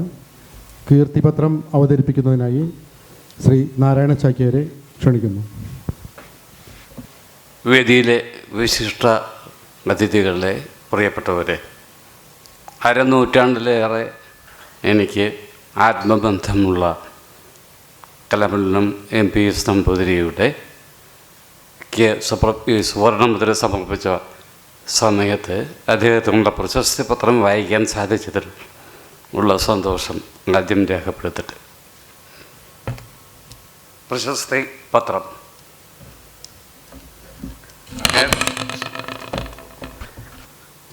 കേരള കലാമണ്ഡലത്തിൽ മഹാന്മാരായ ഗുരുക്കന്മാരുടെ പ്രായോഗികവും ബൗദ്ധികവുമായ പാരമ്പര്യത്തെ മുന്നോട്ട് നയിച്ച നടനും ആചാര്യനുമാണ് ശ്രീ കലാമണ്ഡലം MPS നമ്പൂതിരി. കളരികളിൽ നിന്ന് നേടിയ ചിട്ടയായ അഭ്യാസവും പണ്ഡിതനും കലാമണ്ഡലത്തിലെ ആർട്ട് സൂപ്രണ്ടുമായിരുന്ന കിളിമംഗലം വാസുദേവൻ നമ്പൂതിരിയുമായുള്ള അടുപ്പം കൊണ്ട് ആർജിക്കാൻ കഴിഞ്ഞ കലയുടെ സൈദ്ധാന്തിക ജ്ഞാനവുമാണ് കലാമണ്ഡലം MPS നമ്പൂതിരി എന്ന നടനെയും ആചാര്യനെയും സൃഷ്ടിച്ചെടുത്തത്. മലപ്പുറം ജില്ലയിലെ കരിക്കാട് ഗ്രാമത്തിൽ മൂത്തയിടത്ത് പാലശ്ശേരി നാരായണൻ നമ്പൂതിരിയുടെയും ദേവസേന അന്തർജനത്തിൻ്റെയും മകനായി 1942 MPS നമ്പൂതിരി ജനിച്ചു. ഹൈസ്കൂൾ വിദ്യാഭ്യാസത്തിന് ശേഷം പാലക്കാട് ഗവൺമെൻറ് വിക്ടോറിയ കോളേജിൽ നിന്ന് പ്രീ യൂണിവേഴ്സിറ്റി കഴിഞ്ഞ് 1958 കേരള കലാമണ്ഡലത്തിൽ വേഷം വിദ്യാർത്ഥിയായി ചേർന്നു.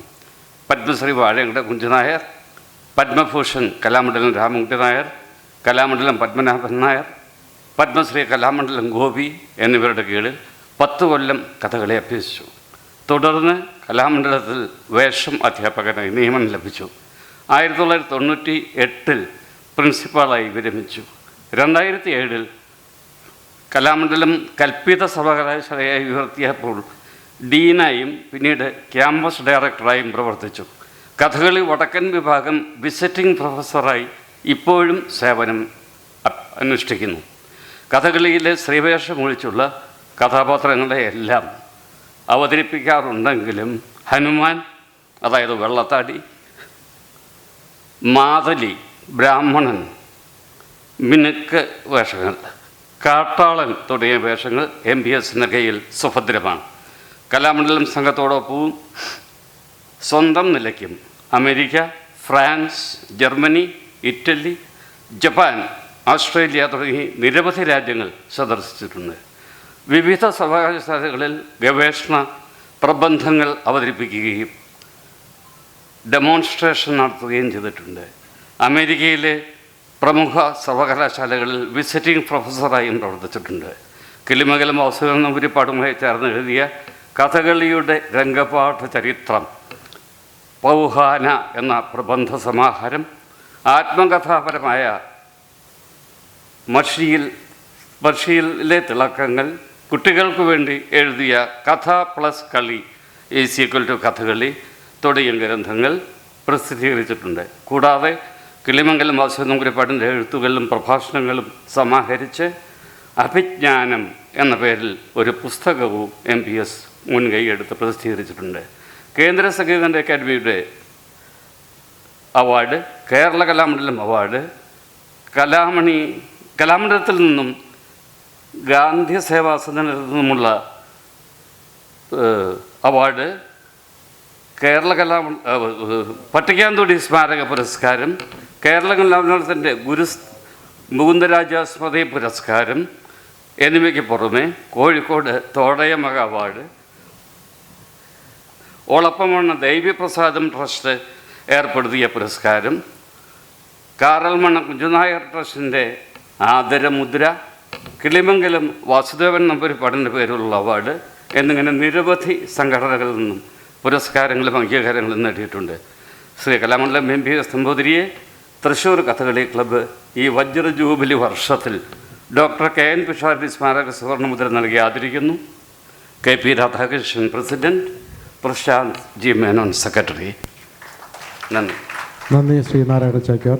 കീർത്തിപത്രം സമർപ്പിക്കുന്നതിനായി ഡോക്ടർ V അജയ്യകുമാറിനെയും കീർത്തിപത്രം സ്വീകരിക്കുന്നതിനായി കലാമണ്ഡലം MPS നമ്പൂതിരിയെയും ക്ഷണിക്കുന്നു.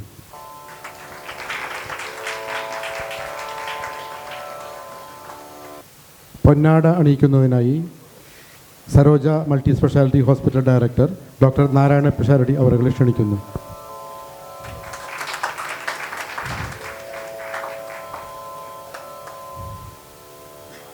നന്ദി ഡോക്ടർ നാരായണ പിഷാരടി. അടുത്തത് തൃശ്ശൂർ കഥകളി ക്ലബിൻ്റെ കലാമണ്ഡലം ഹൈദരാലി സ്മാരക സാംസ്കാരിക സമുച്ചയത്തിനുള്ള ആദ്യ സംഭാവന സ്വീകരിക്കുകയാണ്.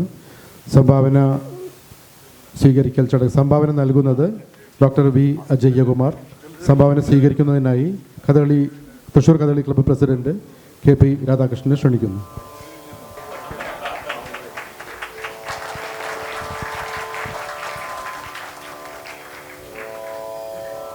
നന്ദി ഡോക്ടർ V. അജയ്യകുമാർ. അടുത്ത ചടങ്ങ് സോനീർ പ്രകാശനമാണ്.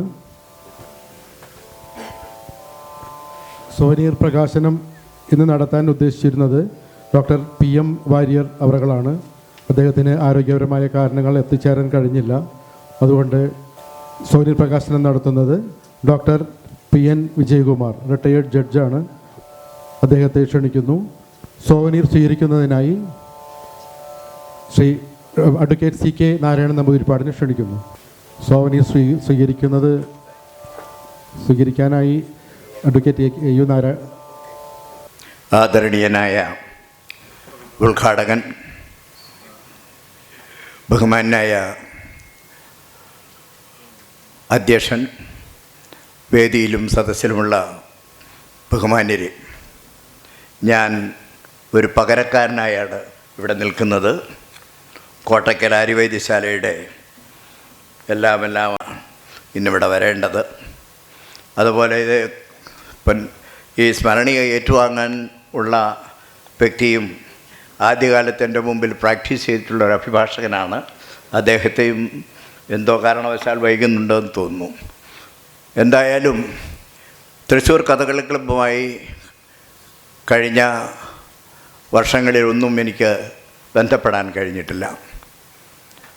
60 വർഷം നീണ്ടു നിൽക്കുന്ന ഒരു വലിയ സാംസ്കാരിക കലാക്ഷേത്രത്തിൻ്റെ പാരമ്പര്യം ഉൾക്കൊള്ളുന്ന ഈ ക്ലബ്ബിൽ ഇന്ന് ഒരു പകരക്കാരനായി വരുന്നത് 58 വർഷം ഇതിന് സമാന്തരമായി തന്നെ നടക്കുന്ന ഒരു സാഹിത്യ സദസ്സിൻ്റെ സഹൃദയവേദി എന്ന സാഹിത്യ വേദിയുടെ അധ്യക്ഷനായി ഇപ്പോൾ പ്രവർത്തിക്കുന്ന ഒരു വ്യക്തി എന്ന നിലയിലായിരിക്കാം എന്നെ വിളിച്ചിരിക്കുന്നതെന്നും. കഥകളിയുമായി എനിക്ക് കാര്യമായ ബന്ധങ്ങളൊന്നുമില്ല.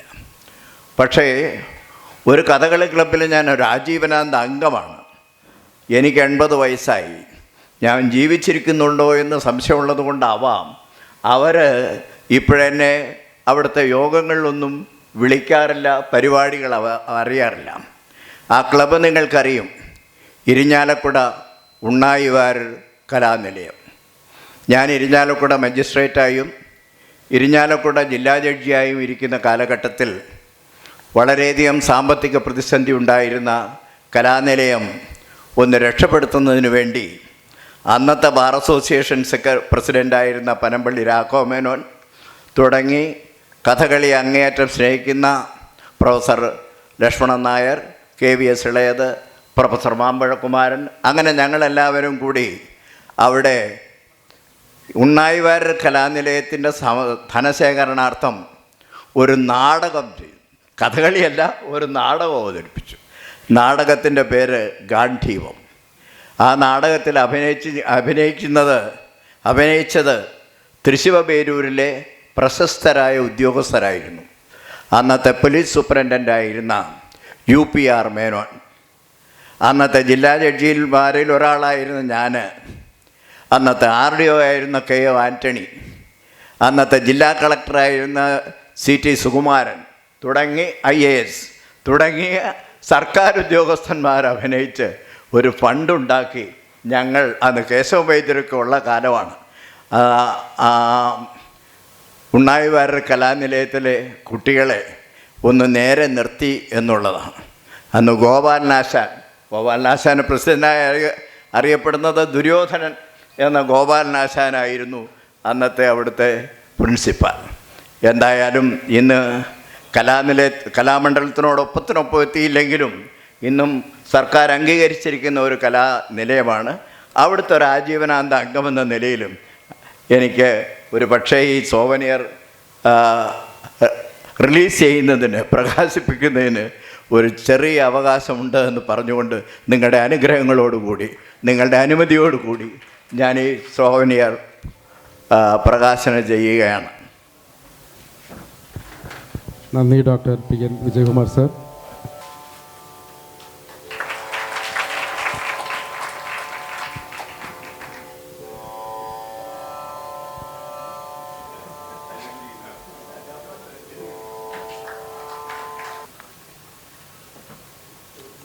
ആദരണീയനായ ഉദ്ഘാടകൻ Shri E K Bharat Bhushan,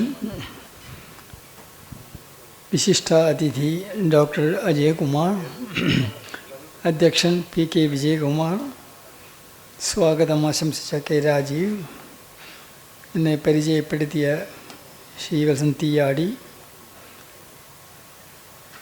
doctor K Narayana Pisharody, വേദിയിലും സദസ്സിലുമിരിക്കുന്ന വിശിഷ്ട വ്യക്തികളെ, ഞാൻ വളരെ വിശദമായിട്ടൊരു തൻ്റെ ആട്ടത്തിനൊന്നും മുതിരുന്നില്ല. എത്രയും ചുരുക്ക വാക്കുകളിൽ ഞാൻ പറയേണ്ടതാണ് എന്ന് തോന്നിയുള്ള ചില കാര്യങ്ങൾ ഞാനിവിടെ അവതരിപ്പിക്കുന്നു എന്ന് മാത്രം. ആദ്യമായി ഇന്ന് തൃശ്ശൂർ കഥകളി ക്ലബ്ബ് വളരെ കാലമായി നൽകി വരുന്ന സുവർണമുദ്ര ഈ വജ്രജൂബിലി ആഘോഷത്തിൽ ലഭിക്കാൻ ഇടയായത് എൻ്റെ ഒരു മഹാഭാഗ്യമായി കരുതുന്നു. അതിന് മുന്നിൽ പ്രവർത്തിച്ച എല്ലാവരോടും നന്ദി പറയാനാണ് ഞാൻ ആദ്യം ഉദ്ദേശിക്കുന്നത്.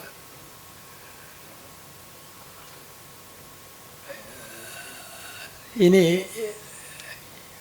ഇത് ആരുടെ പേരിലാണ് ഈ സുവർണമുദ്ര നൽകുന്നത്? ഡോക്ടർ കെ എൻ പിഷാരടി എന്ന മഹാനായ വ്യക്തി, അദ്ദേഹത്തെക്കുറിച്ച് ഒന്ന് അനുസ്മരിക്കുക ഞാൻ സ്വാഭാവികമായിട്ടും എൻ്റെ കർത്തവ്യമാണ്. അതുകൊണ്ട് അദ്ദേഹത്തെ അനുസ്മരിച്ചുകൊണ്ട് രണ്ട് വാക്ക് പറയാനാണ് ഞാൻ ആദ്യം ഉദ്ദേശിക്കുന്നത്. നിങ്ങൾക്കറിയാം, ഒരു പക്ഷേ അറിയില്ല, ഈ കഥകളി ക്ലബ്ബ് എന്ന ആശയം ആദ്യമായി രൂപപ്പെട്ടത് ഞാൻ അറിഞ്ഞിടത്തോളം തിരുവനന്തപുരം കഥകളി ക്ലബ്ബാണ്. ഏതാണ്ട് 20-ാം നൂറ്റാണ്ടിൻ്റെ ആദ്യ കാലഘട്ടത്തിൽ അന്നത്തെ തിരുവിതാംകൂർ സംസ്കൃത കോളേജിൻ്റെ പ്രിൻസിപ്പാളായിരുന്ന പ്രശസ്ത ആട്ടക്കഥാകൃത്ത് കൂടിയായിരുന്ന വി കൃഷ്ണൻ തമ്പി, അദ്ദേഹമാണ് ആദ്യമായിട്ട് ഒരു കഥകളി ക്ലബ്ബ് എന്ന പേരിൽ കേരളത്തിൽ സ്ഥാപിച്ചത് എന്ന് ഞാൻ അറിയുന്നു. അദ്ദേഹത്തിനെക്കുറിച്ച് ഒരുപാട് കാര്യങ്ങളുണ്ട്. കാരണം അതിലൊരു കാര്യം എന്താ വെച്ചാൽ, ഏതാണ്ട് 1930കളിൽ കലാമണ്ഡലം സ്ഥാപിച്ചതിന് ശേഷം അവിടേക്കൊരു വിദേശ വനിത വന്നു. അവരുടെ ഒരു മിഷനറിയായിട്ട് ബന്ധപ്പെട്ട കാര്യങ്ങൾക്കായിട്ടാണ് അവരും അവരുടെ ഭർത്താവും, ഡോക്ടർ എമിലി ഹാച്ച് എന്ന് പറഞ്ഞ ഒരു അമേരിക്കൻ സ്ത്രീ. അവരൊരു മിഷണറി പ്രവർത്തനമായിട്ട് വന്ന് കേരളത്തിൽ വന്ന് അവരുടെ ഒരു ഭർത്താവും വന്ന്, അപ്പം നേരത്തെ തന്നെ അവർക്ക് സംഗീതത്തിൻ്റെ ജ്ഞാനമുണ്ടായിരുന്നു, സംഗീതം പ്രയോഗിച്ചിരുന്നു, വെസ്റ്റേൺ മ്യൂസിക്. ഇന്ത്യയിൽ വന്നതിന് ശേഷം കേരളത്തിൽ വന്നതിന് ശേഷം അവർ ഭാരതീയ സംഗീതം പഠിച്ചു. അത് കഴിഞ്ഞ് കർണാടക സംഗീതം പഠിച്ചു. അത് കഴിഞ്ഞ് തിരുവനന്തപുരത്ത് യാദൃച്ഛികമായി എത്തിയപ്പോൾ അവർ ഈ കഥകളിയെക്കുറിച്ച് അറിയാനിടയായി.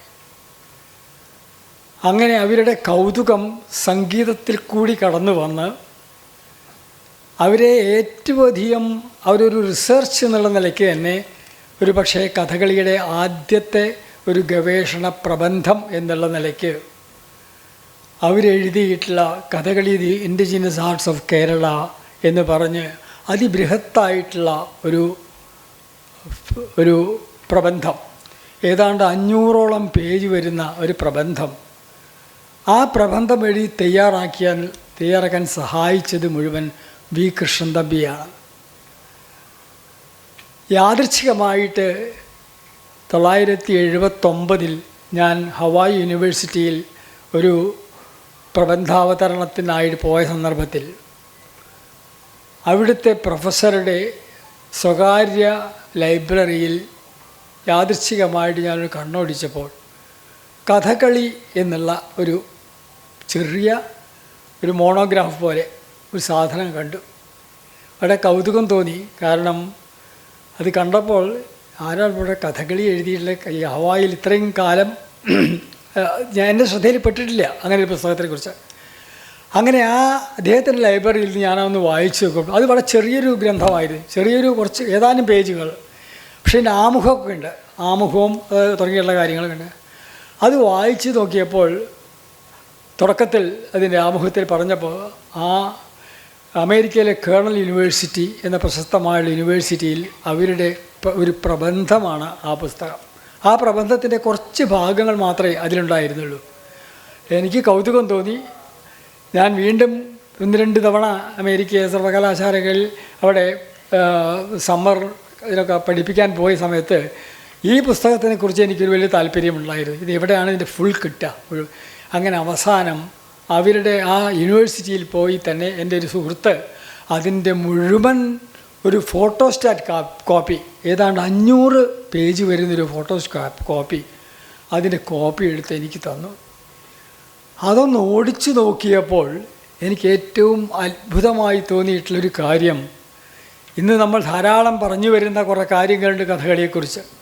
ഒന്നാമത് കഥകളി സംഗീതത്തെക്കുറിച്ച്, കഥകളിയുടെ താളങ്ങളെക്കുറിച്ച്, സംഗീതവും ഭാവമായിട്ടുള്ള ബന്ധങ്ങളെക്കുറിച്ച്, താളം ഭാവമായിട്ടുള്ള ബന്ധങ്ങളെക്കുറിച്ച്, ഇങ്ങനെ കഥകളിയുടെ സാങ്കേതിക വിഷയങ്ങളെക്കുറിച്ച് ഒരുപാട് നമ്മൾ ഇന്ന് വളരെയധികം ചർച്ചയ്ക്ക് ഈ പുസ്തകത്തിൽ ഇവർ മുഖ്യ ഒരു സ്രോതസ്സ് സ്വാഭാവികമായിട്ടും വി കൃഷ്ണൻ തമ്പി തന്നെ ആയിരിക്കണം അതിന്.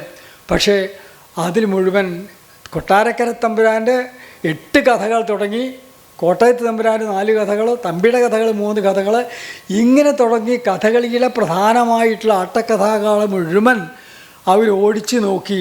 അതിൽ വന്നിട്ടുള്ള രാഗങ്ങൾ, അതിൽ വന്നിട്ടുള്ള ഭാവങ്ങൾ, ഇത് ഈ രാഗം ഇന്ന ഭാവത്തിനാണ്, ഈ രാഗം ഇന്ന ഭാവത്തിനാണ് എന്നവരുടെ വളരെ വിശദമായിട്ടുള്ളൊരു ഒരു പഠനം നടത്തിയിട്ടുള്ള ഒരു ഗ്രന്ഥമായിരുന്നു അത്. അതിൻ്റെ ഒക്കെ പുറമേ അവരുടേതായിട്ടുള്ള രീതിയിൽ നൊട്ടേഷൻ കൊടുത്തിട്ട് ഏതാണ്ട് 100 ചില്ലാനം രാഗങ്ങളുടെ നൊട്ടേഷൻ അത് ആധുനിക രീതിയിലുള്ള ഇംഗ്ലീഷ് നൊട്ടേഷനുമല്ല, ഇവിടുത്തെ രീതിയിലുള്ള ആരെങ്കിലും തുടങ്ങേണ്ടതുമല്ല. ഏതായാലും അത് ഞാനിത് പറയാൻ കാരണം, ഈ കഥകളി ക്ലബിൻ്റെ എന്നാണ് തുടങ്ങിയത്. ഞാൻ എൻ്റെ സൂചിപ്പിച്ച പോലെ, എന്നെ പരിചയപ്പെടുത്തി സൂചിപ്പിച്ച പോലെ എൻ്റെ 4 പുസ്തകങ്ങൾ, അതിലാദ്യം കഥകളിയുടെ രംഗപാഠചരിത്രം എന്നുള്ള 2007 പ്രകാശിപ്പിച്ചിട്ടുള്ള ആ പുസ്തകം, അത് വളരെ സഹൃദയ വര്യനായിരുന്ന പണ്ഡിതനായിരുന്ന കിള്ളിമംഗലം വാസുദേവൻ നമ്പൂതിരിപ്പാട് എന്നൊരു സൈദ്ധാന്തികനും എളിയ ഒരു പ്രയോക്താവ് എന്നുള്ള നിലയ്ക്ക് ഞാനും കൂടി ചേർന്ന് എഴുതിയിട്ടുള്ള ഒരു പുസ്തകമാണ് ഈ ആദ്യത്തെ കഥകളിയുടെ രംഗപാഠചരിത്രം. എങ്ങനെയാണ് രാമനാട്ടം കളരിയിൽ നിന്ന്, കൊട്ടാരക്കര തമ്പുരാൻ്റെ രാമനാട്ടം കളരിയിൽ നിന്ന് കലാമണ്ഡലം കളരിയിൽ വരെ കഥകളി എത്തിച്ചേർന്നതിൻ്റെ നിങ്ങളുടെ യുക്തിസഹമായിട്ടുള്ള ഒരു കാഴ്ചപ്പാടിൽ. കാരണം ഇതിനൊന്നും വേറത്ര രേഖകളില്ല. ആ രേഖകളില്ലാത്തടത്ത് നമ്മൾ യുക്തി പ്രയോഗിക്കാമല്ലോ. ഒരു യുക്തി പ്രയോഗിക്കാതെ എന്ന് പറഞ്ഞാൽ, ഞാനൊരു ഉദാഹരണം പറഞ്ഞാൽ, ഇപ്പോൾ കഥകളിയുടെ ചരിത്രത്തിൽ ഏറ്റവും അധികം നിർണായകമായിട്ടുള്ള ഒരു പരിഷ്കാരം കൊണ്ടുവന്നത് വെട്ടത്തി രാജാവ് എന്ന് പറയും. വെട്ടത്തി രാജാവ് ആണ് കഥകളി നടൻ പാടണ്ട എന്ന് തീരുമാനിച്ചത്. ഇതിനെ സംബന്ധിച്ച് ഒരുപാട് പ്രശ്നങ്ങളുണ്ട്, ഞാൻ അതിലേക്കൊന്നും കിടക്കുന്നില്ല. എന്തായാലും വെട്ടത്ത് തമ്പുരാനിലാണ് അത് നിക്ഷിപ്തമായിട്ടുള്ളത്, ആ പരിഷ്കാരം. അപ്പോൾ ഒരു ഘട്ടം വരെ നടൻ പാടിക്കൊണ്ട് അഭിനയിച്ചിരുന്നതിൽ ഒരു പെട്ടെന്ന് ഇതിനെ നടൻ പാടണ്ട എന്ന് പറയുമ്പോൾ എന്തായിരിക്കാം ആ കാലത്ത് സംഭവിച്ചിട്ടുണ്ടാവുക എന്നുള്ളത് നമ്മളൊരു യുക്തിപൂർവ്വം ചിന്തിക്കുകയാണ്. അത് ഞങ്ങളുടെ യുക്തിയിൽ വന്നിട്ടുള്ള ഒരു ഞാനതിൻ്റെ ആധികാരിക അവസാന വാക്ക എന്നൊന്നും പറയുന്നില്ല. പക്ഷേ സ്വാഭാവികമായിട്ടും ഒരുപാട് ഗ്രാമീണ മുദ്രകൾ, കാരണം കഥകളിയുടെ പശ്ചാത്തലം എന്ന് പറയുമ്പോൾ അവിടെ പടയണിയുണ്ട്, മറ്റേ മുടിയേറ്റുണ്ട്, തെയ്യമുണ്ട്, പലതുമുണ്ട്. പലതും കഥകളിയേക്ക് കോൺട്രിബ്യൂട്ട് ചെയ്തിട്ടുണ്ട്. അപ്പോൾ ഈ ഒരു ഘട്ടത്തിൽ ഇവിടെ നടൻ പാടണ്ട എന്ന് പറഞ്ഞപ്പോൾ എങ്ങനെയായിരിക്കാം എന്നുള്ളൊരു ക്രൂഷ്യലായിട്ടുള്ള ഒരു ഘട്ടത്തിൽ എങ്ങനെയാണ് അതിജീവിച്ചത് എന്നുള്ളതൊരു ചോദ്യമാണ്. നമുക്കൊരു രേഖയൊന്നുമില്ല. പക്ഷെ നമ്മൾ ഞങ്ങളുടെ യുക്തി കൊണ്ട് ഞങ്ങൾ എഴുതിയിട്ടുള്ളതെന്ന്, അതായത് ഇപ്പോൾ ഒരു 10, 50, 60 കൊല്ലങ്ങൾക്ക് മുമ്പുള്ളൊരു ഓട്ടംതുള്ളലിനെ കുറിച്ച് സങ്കല്പിക്കാമെങ്കിൽ പാട്ടുണ്ട്, നടൻ പാടുന്നു, ഒപ്പം തന്നെ ചില മുദ്രകൾ കാണിക്കുന്നു. വളരെ ഗ്രാമ്യമായിട്ടുള്ള ചില മുദ്രകൾ കാണിച്ചുകൊണ്ട് ബാക്കിയൊക്കെ ഇതിൻ്റെ ടെക്സ്റ്റ് കേൾക്കാമല്ലോ. അതായത് പ്രേക്ഷകർക്ക്, ശ്രോതാക്കൾക്ക് അത് കേൾക്കുകയും ചെയ്യാം. അപ്പോൾ ഏതാണ്ട് റിലേറ്റ് ചെയ്യാൻ പറ്റുന്ന തരത്തിൽ ഒരു കാലഘട്ടത്തിൽ അല്പാൽപ്പം മുദ്രകളിൽ കൂടി തുടങ്ങി അത് വളരെ ലൗകികമായിട്ടുള്ള മുദ്രകൾ വളരെ സാധാരണ മനുഷ്യനെ അപ്പോൾ കേൾക്കുക എന്നുള്ളൊരു മുദ്ര എന്ന് പറഞ്ഞാൽ നമുക്കറിയാം, കുറച്ച് കേൾവി കുറഞ്ഞ ഒരാൾക്ക് സ്വാഭാവികമായിട്ടും അവർക്ക് പറഞ്ഞു കൊടുക്കുന്നു വേണ്ട, ഈ കയ്യ് പിഴത്തും. ഈ കയ്യ് ആ കേൾവി കുറച്ചുകൂടി വ്യക്തമാവാൻ വേണ്ടിയിട്ട് അതൊരു സ്വാഭാവികമായിട്ടുള്ള രീതിയാണ്. അപ്പോൾ കഥകളിയിൽ നമ്മൾ മുദ്ര കേൾക്കുക എന്ന് മുദ്ര കാണിക്കുമ്പോഴേക്ക് ഇവിടെ എങ്ങനെ പിടിച്ച് അതിനെ ഒരു തരത്തിലെ കണ്ണും മുഖം ഒക്കെ പാടെ അഭിനയിച്ചുകൊണ്ട് അത് കേൾക്കുക. അപ്പോൾ എങ്ങനെയാണ് ഒരു റിയലിസ്റ്റിക് ലെവലിൽ നിന്ന് ഒരു സ്റ്റൈലൈസ് ഫോമിലേക്ക് വന്നത്? കഥകളി ഏറ്റവും വലിയ സ്റ്റൈലൈസ്ഡ് ആയിട്ടൊരു ആർട്ടാണ് എന്നുള്ള നിലയ്ക്ക് ഈ ഗ്രാമ്യമായിട്ടുള്ള ഒരുപാട് മുദ്രകൾ ഉപയോഗിച്ചുകൊണ്ട് പിന്നീട് അതിനെ ഏറ്റുപിടിച്ചുകൊണ്ട് പ്രതിഭാശാലികളായിട്ടുള്ള കലാകാരന്മാരും അതുപോലെ തന്നെ പണ്ഡിതന്മാരായിട്ടുള്ള അവരുടെ പുരസ്കർത്താക്കളും എല്ലാം ചേർന്ന് അവസാനം നമ്മൾക്ക് കാണുന്നത് ഇട്ടീരിപ്പരിക്കൻ പണിക്കർ എന്ന ഒരു മഹാനടന് തൃപ്പൂണിത്തുറ കോവിലകത്തെ അല്ലെങ്കിൽ എവിടുത്തെ തമ്പുരാൻ്റെ ഇരുന്ന ഇത്യാരമ്മ ഹസ്തലക്ഷണ ദീപിക കൊടുത്തു എന്നാണ്. അതാണ് പിന്നീട് ഹസ്തലക്ഷണ ദീപികയായിട്ട് കഥകളിയുടെ ആധികാരിക ഗ്രന്ഥമായിട്ട് വരുന്നത്. ഇതിനെക്കുറിച്ചൊക്കെ ഇപ്പോൾ ധാരാളം പഠനങ്ങളൊക്കെ നടക്കുന്നുണ്ട്. ഞാനിത് പറഞ്ഞു വരുന്നെങ്കിൽ അങ്ങനെ ഈ ഗ്രന്ഥപാഠചരിത്രം എഴുതാൻ കാരണം അങ്ങനെ വന്ന് നമ്മുടെ മുമ്പിൽ നിൽക്കുന്ന രേഖ എന്ന് പറയുന്നത് ഏറ്റവും ആധികാരികമായിട്ടുള്ള രേഖ, പ്രത്യേകിച്ചും കഥകളിയുടെ കല്ലുവഴി സമ്പ്രദായത്തിൽ പട്ടിക്കാന്തൊടി ലാവണ്യമേനോൻ എന്ന മഹായുഗപ്രഭാവനായിട്ടുള്ള അദ്ദേഹത്തിൻ്റെ കയ്യെഴുത്ത് പ്രതികളുണ്ട്. ആ കയ്യെഴുത്ത് പ്രതികൾ അദ്ദേഹം കൊടുങ്ങല്ലൂർ പോയി അഭ്യസിച്ച കഥയൊക്കെ വളരെ എല്ലാവർക്കും ഇപ്പോൾ ഒരുവിധമൊക്കെ അറിയാം. അപ്പോൾ എന്താണ് അദ്ദേഹം കൊടുങ്ങല്ലൂരിൽ നിന്ന് പഠിച്ചത് എന്നുള്ളത് ഒരു കഥകളി ലോകത്തിൽ ഒരു പക്ഷേ മാത്തൂർ കുഞ്ഞിപ്പിള്ള പണിക്കർ അദ്ദേഹം തൻ്റെ കഥകളി പ്രകാശികയിൽ കുറച്ച് സൂചിപ്പിച്ചിട്ടുണ്ട് അല്ലേ. പക്ഷേ ഒരു നടൻ ഈ നാട്യശാസ്ത്രമായിട്ട് ബന്ധപ്പെടുത്തിക്കൊണ്ടൊരു പഠനം നടത്തിയതിന് ശേഷം തനിക്ക് കിട്ടിയിട്ടുള്ള കൊടുങ്ങല്ലൂർ തമ്പുരാക്കന്മാരിൽ നിന്നും കിട്ടിയിട്ടുള്ള ആ കഥകളിയെ സംബന്ധിച്ച ആ വിജ്ഞാനം എങ്ങനെയാണ് ഈ കഥകളിയിൽ കൊണ്ടുവരുന്നത്? അദ്ദേഹത്തിൻ്റെ ഒരു 5-8 കയ്യെഴുത്ത് പ്രതികൾ ഇന്നിവിടെ ലഭ്യമാണ്. അതിൽ കൂടി കടന്നു വന്നിട്ടാണ് പിന്നീട് നമ്മൾ രസം എന്താണ്, ഭാവം എന്താണെന്ന് അവർ ചിരിച്ച് പിരികളക്കി പോരിന് വിളിച്ചൊരു കാലം ഉണ്ടായിരുന്നു എന്ന് പറയാറുണ്ട്. അപ്പോൾ ചിരിച്ച് പിരികളൊക്കെ എന്തിൻ്റെ ഭാവത്തിന് വേണ്ടിയിട്ടാണ് പോരിന് വിളിക്കുന്നത് എന്താണെന്ന് പറഞ്ഞാൽ നമുക്കൊരു അസ്വാഭാവികത തോന്നും. ഒന്നൊരു ശൃംഗാരമാണ്, ഒന്നൊരു രൗദ്രാണ്. അപ്പോൾ ഈ തിരിച്ചറിവില്ലാത്തൊരു കാലം ഈ കഥകളിയിൽ ഉണ്ടായിരുന്നു കഴിഞ്ഞ നൂറ്റാണ്ടിൻ്റെ മുമ്പിലത്തെ നൂറ്റാണ്ടിൽ. അതിൽ നിന്നൊക്കെ വന്ന് പിന്നീട് പട്ടിക്കാന്തൊടി ലാവണ്യമേനിൽ കൂടി കണ്ടുവന്നിട്ടുള്ള ഒരു വലിയൊരു പഠനം അദ്ദേഹത്തിൻ്റെ പ്രവൃത്തികളിൽ കൂടിയും അദ്ദേഹത്തിൻ്റെ പഠനത്തിൽ കൂടിയും അദ്ദേഹം സ്വശിഷ്യന്മാരിലായി പകർത്തിക്കൊണ്ട് കഴിഞ്ഞ നൂറ്റാണ്ട് നമ്മൾ കണ്ടിട്ടുള്ള പ്രതിഭാധന്മാരായിട്ടുള്ള രാമണ്ണൻ കൃഷ്ണൻ നായരാശാൻ, കുഞ്ചു നായരാശാൻ, രാമൻകുട്ടി നായരാശാൻ, തുൾപ്പൽപ്പനാഥൻ നായരാശാൻ, കുമാരൻ നായരാശാൻ, അതുപോലെ നമ്പീശനാശാൻ, കൃഷ്ണൻകുട്ടി പൊതുവാൾ, അപ്പൂട്ടി പൊതുവാൾ, ഇങ്ങനെ തുടങ്ങി കഥകളിയുടെ വിവിധ മേഖലകളിൽ കഴിഞ്ഞ നൂറ്റാണ്ടിൽ ഏറ്റവും പ്രശസ്തനായിരുന്ന കലാകാരന്മാരെ വാർത്തെടുത്തത് മുഴുവൻ ഒരു തരത്തിൽ പട്ടിക്കാന്തൊടി ലാവണ്യമേനോൻ്റെ കളയിൽ കൂടിയാണ് എന്നുള്ളത് ചരിത്രം രേഖപ്പെടുത്തുന്നുണ്ട്. അതാണ് ഞങ്ങൾ ആ പുസ്തകത്തിൻ്റെ അവസാനം വരെ എത്തിച്ചെത്തിയിട്ടുള്ളത്. ഒരു സമഗ്രാഭിനയ സങ്കല്പം എന്നൊക്കെ പറഞ്ഞ് കിള്ളിമംഗലം മുതൽ ഒരുപാട് അതിനൊരു ഫിലോസഫി ആയിട്ട് കൊണ്ടുവന്നിട്ടുണ്ട്. പട്ടിക്കാന്തൊടിയുടെ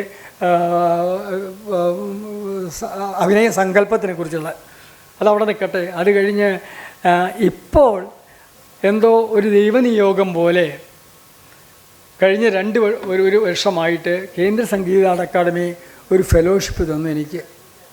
ആ ഫെലോഷിപ്പ് തന്നപ്പോൾ ഞാൻ അതിൻ്റെ ഏറ്റവും ആദ്യം ഉദ്ദേശിച്ചതും പട്ടിക്കാന്തൊടി ലാവണ്യ മേനോനാശാനെക്കുറിച്ചൊരു പഠനം നടത്തുക. കാരണം അദ്ദേഹത്തിൻ്റെ ആട്ടങ്ങൾ, അദ്ദേഹത്തിന് തമ്പുരാക്കന്മാർ എഴുതി കൊടുത്തുള്ള ശ്ലോകങ്ങൾ, അതിൻ്റെ അടിസ്ഥാനത്തിൽ വരുന്ന ആട്ടങ്ങളൊക്കെ ഇന്ന് കുറേയൊക്കെ എല്ലാ കഥകളിക്കാരുടെ കയ്യിലും എഴുതി കിട്ടിയിട്ടുണ്ടോ നിശ്ചയില്ല. പത്മനാഭ നാരായണൻ പുസ്തകം ഇറക്കിയപ്പോൾ പിന്നെ ആർക്കും എഴുത്തു വേണ്ട, അങ്ങനെ ഇരിക്കും. ഞങ്ങളൊക്കെ ആണെങ്കിൽ ഞങ്ങളുടെ സീനിയറായിട്ടുള്ള വിദ്യാർത്ഥികൾ എഴുതി വെച്ചിട്ടുള്ള നോട്ട് പകർത്തിക്കൊണ്ടാണ് നമ്മൾ പഠിച്ചു വന്നിരുന്നത്. അതിൽ തന്നെ ഒരുപാട് സംസ്കൃത പാണ്ഡിത്യമൊന്നും ഇല്ലാത്തത് കൊണ്ട് ഒരുപാട് അബദ്ധങ്ങൾ കടന്നു പോകുന്നുണ്ട്. ഭഗവതിയായ പോലെയൊക്കെ പറയാറുണ്ടല്ലോ അല്ലേ. അപ്പോൾ ഏതായാലും അങ്ങനെ ഈ ലാവണ്യ മേനോനാശാൻ ഇതിനപ്പുറം അദ്ദേഹത്തിൻ്റെ കയ്യെഴുത്തിൽ അദ്ദേഹം കുറേ ചോദ്യങ്ങൾ ചോദിച്ചിട്ടുണ്ട്. അതാരും മാത്രം ശ്രദ്ധിച്ചിട്ടില്ല. ഞാൻ എനിക്കൊന്നും വിശദമായിട്ട് കിടക്കുന്നില്ല. ഏതായാലും അതൊരു പഠനത്തിന് വിധേയമാക്കാൻ എനിക്ക് സാധിച്ചു. ഞാനതിൻ്റെ പ്രവർത്തനത്തിലാണ് ഇപ്പോഴും എന്ന് പറഞ്ഞു തരാനാണ് ഞാൻ ഉദ്ദേശിക്കുന്നത്. ആണ് രംഗപാഠ ചരിത്രത്തെക്കുറിച്ച്. രണ്ടാമത്തെ എൻ്റെ ഒരു പുസ്തകം പൗഹാന എന്നൊരു പുസ്തകം, അതിനെക്കുറിച്ച് ശ്രീവത്സൻ സൂചിപ്പിച്ചു. അത് എൻ്റെ ഞാൻ വളരെ അനുകാലികങ്ങളിൽ കുറേ എഴുതിയിട്ടുള്ള കുറേ എൻ്റെ പ്രബന്ധങ്ങളാണ്. ആ പ്രബന്ധങ്ങൾ സമാഹരിച്ചുകൊണ്ട് എഴുതിയിട്ടൊരു പുസ്തകമാണ് രണ്ടാമത്തെ ഈ പൗഹാന എന്ന പുസ്തകം. അത് ആദ്യത്തെ പുസ്തകം മാതൃഭൂമിയാണ് പ്രസിദ്ധീകരിച്ചത്. രണ്ടാമത്തെ വെള്ളത്തോൾ വിദ്യാപീഠമാണ്. മൂന്നാമത്തെ എൻ്റെ ഒരു മഷിയിലെ തിളക്കങ്ങൾ എന്ന് പറഞ്ഞ ഒരു ഗ്രന്ഥം. ആ ഗ്രന്ഥം അത് എൻ്റെ ഏതാണ്ടൊരു ആത്മകഥ പോലെയുള്ള ഇതാണ്. അത് കലാമണ്ഡലം പ്രസിദ്ധീകരിച്ചു. നാലാമത്തെ ഒന്ന് എനിക്ക് ഏറ്റവും അധികം താല്പര്യമുണ്ടായിരുന്ന എങ്ങനെയാണ് ഇത്തരം വളരെ അതീവ സങ്കീർണമായിട്ടുള്ളൊരു കഥകളിയെ കുട്ടികൾക്ക് എങ്ങനെയാണ് പറഞ്ഞു കൊടുക്കുക എന്ന് എൻ്റെ മനസ്സിൽ ഒരുപാട് ചിന്തകൾ വന്നിരുന്നു. അതിനൊരു കാരണം ഉണ്ടായിട്ടുണ്ട്, ഞാൻ വളരെ വിശദമാക്കുന്നില്ല. അപ്പോൾ അവസാനമായിട്ട് ഞാൻ കുട്ടികൾക്ക് വേണ്ടി എഴുതിയിട്ടുള്ള കഥ പ്ലസ് കളി = കഥകളി എന്നാണ് ആ പുസ്തകത്തിൻ്റെ പേര്. കോഴിക്കോട്ടുള്ള ആത്മാ ബുക്സാണ് അവർ പ്രസിദ്ധീകരിച്ചിട്ടുള്ളത്. അത് ആമസോണിലൊക്കെ ധാരാളം വിട്ടുപോയിട്ടുണ്ട്. അപ്പോൾ കുട്ടികളെ എങ്ങനെ നമ്മൾ കഥകളി പറഞ്ഞ് മനസ്സിലാക്കും? കാരണം കഥകളിയുടെ സങ്കേതങ്ങളൊക്കെ പറഞ്ഞ് മനസ്സിലാക്കാൻ അത്ര എളുപ്പമല്ല അത്. അപ്പോൾ അതിന് ആയിട്ടുള്ള ഒരു കാഴ്ചപ്പാടിൽ ഞാൻ എഴുതിക്കൊണ്ടുള്ള ഒരു പുസ്തകം. അങ്ങനെ 4 പുസ്തകങ്ങളാണ് ഞാൻ ഈ എൻ്റെ പ്രയോഗം എന്നുള്ള നിലയ്ക്ക് അപ്പുറം ഒരു സൈദ്ധാന്തിക തലത്തിൽ എനിക്ക് ചെയ്യാൻ സാധിച്ചിട്ടുള്ള ഒരു കാര്യം. ആ 4 പുസ്തകങ്ങളും ഞാൻ ഇന്ന് കഥകളി ക്ലബിന് വേണ്ടിയിട്ട് നൽകാൻ ഉദ്ദേശിക്കുകയാണ്. അതിന് മുമ്പ് ഒരു കാര്യം കൂടി ഞാൻ സൂചിപ്പിക്കാൻ ഉദ്ദേശിക്കുകയാണ്. അത് സ്വാഗതം പറഞ്ഞ അദ്ദേഹത്തിൻ്റെ പേര് കയറുമില്ല, അദ്ദേഹത്തിലും അതുപോലെ മറ്റൊരാളും കൂടി പറയണ്ടായി. അതായത് വേറൊന്നുമല്ല, കഥകളിയുടെ ലൈറ്റും സൗണ്ടും വലിയൊരു പ്രശ്നമാണ്. ഇന്നിപ്പോൾ അതാണല്ലോ ഇപ്പോൾ ഒരു വിഷയം ഉണ്ടായല്ലോ. ഏതാണ്ട് നമുക്കറിയാം കഥകളിയുടെ ഒരു ആദ്യ കാലഘട്ടത്തിൻ്റെ ഇതൊക്കെ വരുമ്പോൾ നമുക്ക് നിലവിളക്കിൻ്റെ വെളിച്ചത്തിൽ നിന്നുകൊണ്ടുള്ള ഒരു ഇത്തിരി വട്ടത്തിൽ നിൽക്കുന്ന ഒരു ഏരിയ, അതിൽ വരുന്ന അഭിനയം, അതിങ്ങനെ വിളക്കിൻ്റെ ചുവട്ടിലിരുന്ന് മുഖത്തേക്ക് സൂക്ഷിച്ച് നോക്കുന്ന ഒരു ആസ്വാദകൻ, ഇങ്ങനെ തുടങ്ങിയിട്ടുള്ള കുറേ കാര്യങ്ങളുണ്ട്. ഈ കഥകളിയുടെ നിലവിളക്കിൻ്റെ വട്ടത്തിൽ നിന്നും അതിനോട് അനുയോജ്യമായിട്ടുള്ള ഒരു വെളിച്ചത്തിന് അനുസരിച്ചാണ് കഥകളിയുടെ ആഹാര്യം മുഴുവൻ രൂപിച്ചിട്ടുള്ളത്. അതിൻ്റെ നിറങ്ങളൊക്കെ അങ്ങനെയാണ്. ഒരു വെള്ളി പോലും കാണില്ല, ഒക്കെ സ്വർണ്ണ നിറത്തിലുള്ള നിറങ്ങളേ ഉള്ളൂ കഥകളിയിൽ. ഇത് 967 കലാമണ്ഡലം നടത്തിയ 4 മാസത്തെ സുദീർഘമായിട്ടുള്ള ഒരു വിദേശയാത്രയിൽ ആദ്യമായിട്ട് പാരീസിലാണ് ഞങ്ങൾ കഥകളി അവതരിപ്പിച്ചത്. അന്ന് കൃഷ്ണനായരാശാനടക്കം പ്രഗത്ഭന്മാരായിട്ടുള്ള എല്ലാവരും അടങ്ങുന്ന ഒരു ട്രൂപ്പ്, അതിൽ ഏറ്റവും ജൂനിയറായിട്ടുള്ള ഒരു വിദ്യാർത്ഥി ഞാൻ മാത്രം. അന്ന് പാരീസിൽ ഈ കളി അവതരിപ്പിക്കുമ്പോൾ അവരിൻ്റെ ഒരാൾ ഇവിടെ വന്നിട്ടാണ് ഞങ്ങൾക്ക് റിഹേഴ്സലൊക്കെ ഉണ്ടായിരുന്നു. അതൊക്കെ ഒരു ഈ കഥകളിയുടെ ഈ വെളിച്ചം, കഥകളിക്ക് നമുക്കറിയാം അന്നൊക്കെ അതപ്പോൾ ഇന്നലെ ഇപ്പോൾ 60 പേരുള്ള ഒരു മെഗാ പുറപ്പാടമൊക്കെ ഉണ്ടായത് നമ്മൾ കണ്ടറിയാം. ഒരു കഥകളി അരങ്ങത്ത് ഏറ്റവും അധികം ആളുണ്ടായിരുന്ന അല്ലെങ്കിൽ കഥാപാത്രങ്ങളുള്ള ഒരേ ഒരു കഥ ദുര്യോധനവധമാണ്. അതായത് 5 പാണ്ഡവന്മാർ, ദുര്യോധനൻ, ദുശാസനൻ, ശകുനി, പാഞ്ചാലി, ഇത്രയും ആൾക്കാർ നിരന്ന് നിന്നിട്ടുള്ള ഒരു കഥയില്ല. അതിൽ തന്നെ ആ കാലഘട്ടത്തിലൊക്കെ ഇപ്പം ഞാൻ പഠിക്കുന്ന കാലത്ത് പോലും ചൂതുകളിക്കുള്ള രംഗത്ത് ധർമ്മപുത്രനും ഭീമനും മാത്രമേ ഉണ്ടാവുള്ളൂ. അർജുനനും നകുലനും സഹദേവനും അവിടെ അവരുടെ ആവശ്യമില്ല. കാരണം അവർക്ക് പദങ്ങളൊന്നും ചൊല്ലിയാടില്ല. ഈ ധർമ്മപുത്രർക്കും ഭീമനും മാത്രമേ പദമുള്ളൂ. അപ്പോൾ അങ്ങനെ കുറഞ്ഞു അതിനുള്ള പരിമിതമായിട്ടുള്ള കഥാപാത്രങ്ങൾ മാത്രം അവതരിപ്പിച്ചു കൊണ്ടിരുന്ന ഒരു കഥകളിക്ക് അതിൻ്റെ ഏരിയ വലുതാക്കണം എന്ന് പറഞ്ഞപ്പോൾ ഈ കഥാപാത്രങ്ങളെ മുഴുവൻ കിരീടമണിയിച്ചുകൊണ്ട് അന്നത്തെ ആ യാത്രയിൽ ആ ഒരു കഥകളി യോഗത്തിൽ ഒരു 2 കേശഭാരം 3 കേശഭാരമൊക്കെ അധികമൊന്നും കാണില്ല. പ്രധാന ഒരു കേശഭാരം കിരീടം ഉണ്ടാവും, രണ്ടാമത് ഉണ്ടാവും, ഒരു താടിവേഷം ഉണ്ടാവും. അങ്ങനെ വളരെ ചുരുക്കത്തിലുള്ള ആഹാരങ്ങളുള്ള പരിമിതമായ വിഭവങ്ങളുള്ള ഒരു കളിയോഗത്തിൽ പോരാ. കാരണം 5 പോരാ. 5 പാണ്ഡവന്മാർക്ക് കിരീടം, ദുര്യോധന് കേശഭാരം, ശകുനിക്ക് കേശഭാരം, ദുശാസന് ചുറ്റിച്ചാമരം, ഇത്രയും വേഷങ്ങളുണ്ട്. അപ്പോൾ ഇതിനുപയോഗിക്കുന്ന സ്പേസ് വലുതായി. അപ്പോൾ ഈ സ്പേസിനെ എങ്ങനെ ഉപയോഗിക്കണം എന്ന് അന്ന് അവിടുന്ന് വന്നിട്ടുള്ളൊരു മദാമ കുറച്ച് പഠിച്ചിട്ടുള്ള സ്ത്രീയാണ്. അവർ ഇവിടുന്ന് ഈ വിളക്കിൻ്റെ കാൻഡിൽ ലൈറ്റ് പവർ അവർ അളന്നെടുത്ത് അതിനുള്ള സാങ്കേതിക വിദ്യകളൊക്കെ ഉണ്ടായിരുന്നു. അത് വെച്ചിട്ട് അവർ പാരീസിൽ കൊണ്ടുപോയിട്ട് ഈ നിലവിളക്ക് കൊണ്ടുപോയി അന്ന് MK നായരായിരുന്നു അന്ന് കലാമണ്ഡലത്തിൻ്റെ ചെയർമാൻ. അദ്ദേഹത്തിൻ്റെ പ്രഗത്ഭമായിട്ടുള്ള അദ്ദേഹത്തിൻ്റെ ഭരണത്തിന് കീഴിൽ ഒരു 3 മാസം മുമ്പ് തന്നെ നിലവിളക്ക് അദ്ദേഹം ഷിപ്പിലയച്ചു. കാരണം ഫ്ലൈറ്റിൽ അത്ര എളുപ്പമല്ലോ. ഈ കാൻഡിൽ ലൈറ്റ് അളന്നെടുത്തിട്ട് ഈ പാണ്ഡവന്മാർ നിൽക്കുന്ന ഒരു ആംഗിൾ രൂപത്തിലൊരുത്, നടുവിൽ ദുര്യോധനൻ നിൽക്കുന്നു, ഈ വറ്റത്ത് ശകുനി നിൽക്കുന്നു, അവിടെ ദുശാസനൻ പിന്നിൽ നിൽക്കുന്നു. ഏതാണ്ട് ഒരു ഇതിൽ ഇവർ പ്രത്യേക അന്ന് ഇതിൽ സംവിധാനമൊക്കെ അന്ന് അവിടുത്തെ വളരെയധികം അഡ്വാൻസ്ഡ് ആയിട്ടാണല്ലോ. അങ്ങനെ ഒരു റൗണ്ടിൽ നിൽക്കുന്ന ലൈറ്റ് സംവിധാനം ചെയ്യാറുണ്ട്. പാട്ടുകാർ ഒരു ഷെയ്ഡിൽ, മേളക്കാരൊരു ഷെയ്ഡിൽ. ഇതിൻ്റെ കോൺസെൻട്രേഷൻ മുഴുവൻ ഈ വേഷക്കാരിലേക്കും ഒതുങ്ങിക്കൊണ്ട് അങ്ങനൊരു സംവിധാനം അന്ന് നടത്തിയിരുന്നു. പക്ഷേ പലരും അതിനെ നമ്മുടെ നാട്ടിലതിൻ്റെ സംവിധാനത്തിനുള്ള സാഹചര്യങ്ങളില്ല. പക്ഷേ എങ്കിലും അങ്ങനെ ഒരു കാഴ്ചപ്പാട് കഥകളി എങ്ങനെയാണ് കൂടുതൽ അവതരണത്തിൽ മെച്ചപ്പെടുത്തേണ്ടത് എന്നുള്ളത് പിന്നീട് ആരും ശ്രദ്ധിച്ചിട്ടില്ല. പിന്നെ അങ്ങനെ ഒരു പരീക്ഷ നടന്നിട്ടുള്ളത് പട്ടാമ്പി കോളേജിൽ വെച്ചിട്ടാണ്. അതുപോലെ ഒരു ചെറിയൊരു പരീക്ഷ നടന്നത്. അപ്പോൾ ഞാൻ പറഞ്ഞു വരുന്നത് ഇനി വരാൻ പോകുന്നത് അപ്പോൾ ഹൈദരാലിയുടെ പേരിൽ വരാൻ പോകുന്ന ഈ ഓഡിറ്റോറിയം എന്തായാലും വലിയ നമുക്ക് ഇന്ന് ഇതിനുള്ള എല്ലാ സങ്കേതങ്ങളും ഉണ്ട്. ഒരു പക്ഷേ തൃശ്ശൂർ കഥകളി ക്ലബിൻ്റെ ആഭിമുഖ്യത്തിൽ ആ ഓഡിറ്റോറിയം ചെയ്യുമ്പോൾ കൃത്യമായിട്ട് കഥകളിയുടെ ആഹാരശോഭ വർദ്ധിക്കുന്ന തരത്തിൽ അതിൻ്റെ ലൈറ്റിങ്ങും അതുപോലെ തന്നെ സൗണ്ടിൻ്റെ കാര്യം ഞങ്ങൾക്കൊരു അനുഭവമുണ്ട്. കാരണം ലണ്ടനിലൊരു വലിയൊരു തിയേറ്ററിൽ അവതരിപ്പിച്ചപ്പോൾ സ്വാഭാവികമായിട്ടും പാട്ടുകാർക്ക് ഇതില്ല, മറ്റേ മൈക്രോഫോൺ കാണാനില്ല. അപ്പോൾ ചോദിച്ചു എന്താ മൈക്രോഫോൺ വേണമല്ലോ എന്ന് പറഞ്ഞു. നിങ്ങൾക്ക് മൈക്രോഫോണിൻ്റെ ആവശ്യമൊന്നുമില്ല, നിങ്ങൾ പാടിക്കോളൂ, ഞങ്ങൾ കേൾക്കും എന്ന് പറഞ്ഞ് അവിടുത്തെ ടെക്നീഷ്യൻ അന്ന് രാമവാരാശാനാണ് ഉണ്ടായിരുന്നത്. രാമവാരാശാനോട് പാടാൻ പറഞ്ഞു. സ്റ്റേജിൽ നിന്ന് പാടി അങ്ങേ അറ്റത്ത് ഒരു ഗാലറിയിൽ പോയി ഞങ്ങളോട് ഇരിക്കാൻ പറഞ്ഞു. പാട്ടുകാരോട് തന്നെ കേൾക്കുന്നുണ്ടോയെന്ന് അറിയാൻ. വളരെ ക്രിസ്റ്റൽ ക്ലിയറായിട്ട് കേൾക്കണു. അപ്പോൾ ഈ സൗണ്ടും ലൈറ്റും എങ്ങനെയാണ് കഥകളിയുടെ അവതരണത്തിൽ കൂടുതൽ മെച്ചപ്പെടുത്താൻ സാധിക്കുക എന്നുള്ളത് ഗൗരവമായിട്ട് ചിന്തിക്കേണ്ട ഒരു വിഷയമാണ്. അത് ചൂണ്ടിക്കാണിച്ചത് കൊണ്ടാണ് ഞാൻ ഇത്രയും പറയാൻ പുറപ്പെട്ടത്. അതുപോലെ കബൂക്കിയെക്കുറിച്ച് സൂചിപ്പിക്കേണ്ടായി വരും. ഈ കബൂക്കി കാണാനുള്ളൊരു സൗഭാഗ്യം എനിക്കും ഉണ്ടായി. അവർക്ക് അതിൻ്റേതായിട്ടുള്ള തിയേറ്ററുണ്ട്, അവിടെ അത് അവതരിപ്പിക്കാൻ പറ്റും. ഒരു കബൂക്കി നിർത്താൻ എവിടെയെങ്കിലും കൊണ്ടുപോയി അവതരിപ്പിക്കാൻ സമ്മതിക്കില്ല. ഈ കഥകളിയായിട്ട് ബന്ധപ്പെടുത്തിയത് ഏഷ്യൻ ഗെയിംസിൽ കഥകളിയായിട്ട് ഏഷ്യൻ കൺട്രീസിൽ പറഞ്ഞു വരുന്ന 3 കലാരൂപങ്ങളിൽ ഒന്ന് കഥകളിയും ഒന്ന് കബൂക്കിയും ഒന്ന് പെക്കിംഗ് ഓപ്പറയാണ് ചൈനയിലത്തെ. ഇപ്പോൾ ആ പെക്കിംഗ് ഓപ്പറ എന്നുള്ളതൊക്കെ ഇപ്പോൾ എടുത്തു കളഞ്ഞു, ഒരു വേറെ ഓപ്പറയാണ്.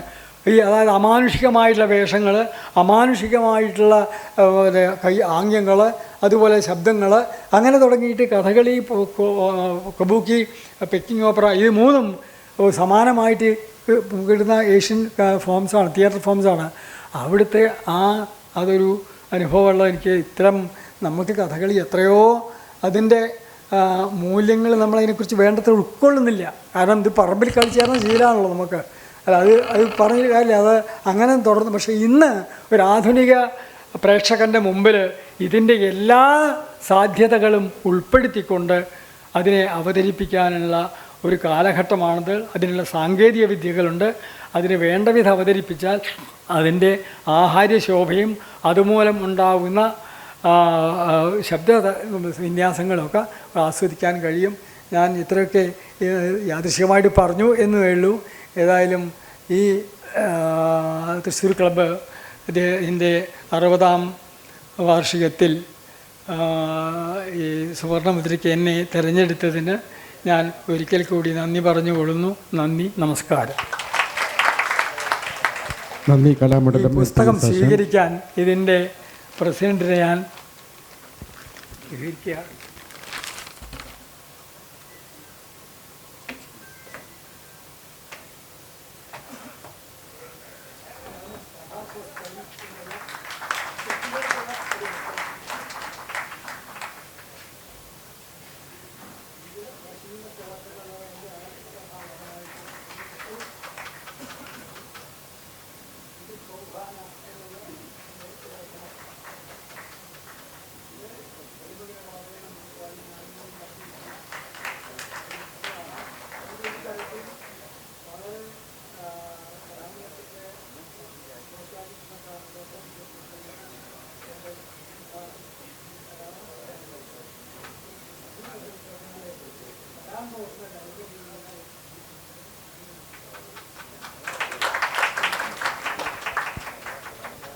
കഥകളി ക്ലബിൻ്റെ നന്ദി രേഖപ്പെടുത്തുന്നു.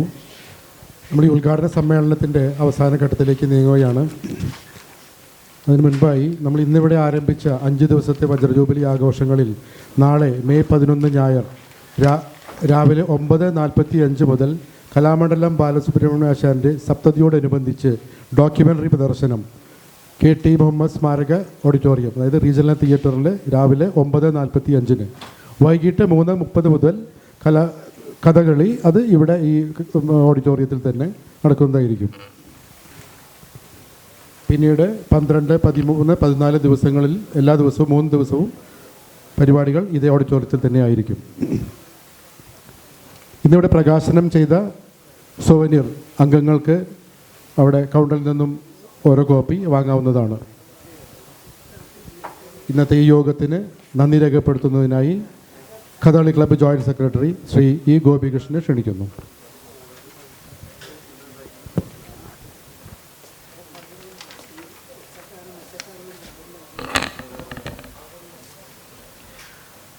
വേദിയിലും സദസ്സിലും സന്നിഹിതരായിരിക്കുന്ന എല്ലാ മാന്യ വ്യക്തികൾക്കും നമസ്കാരം.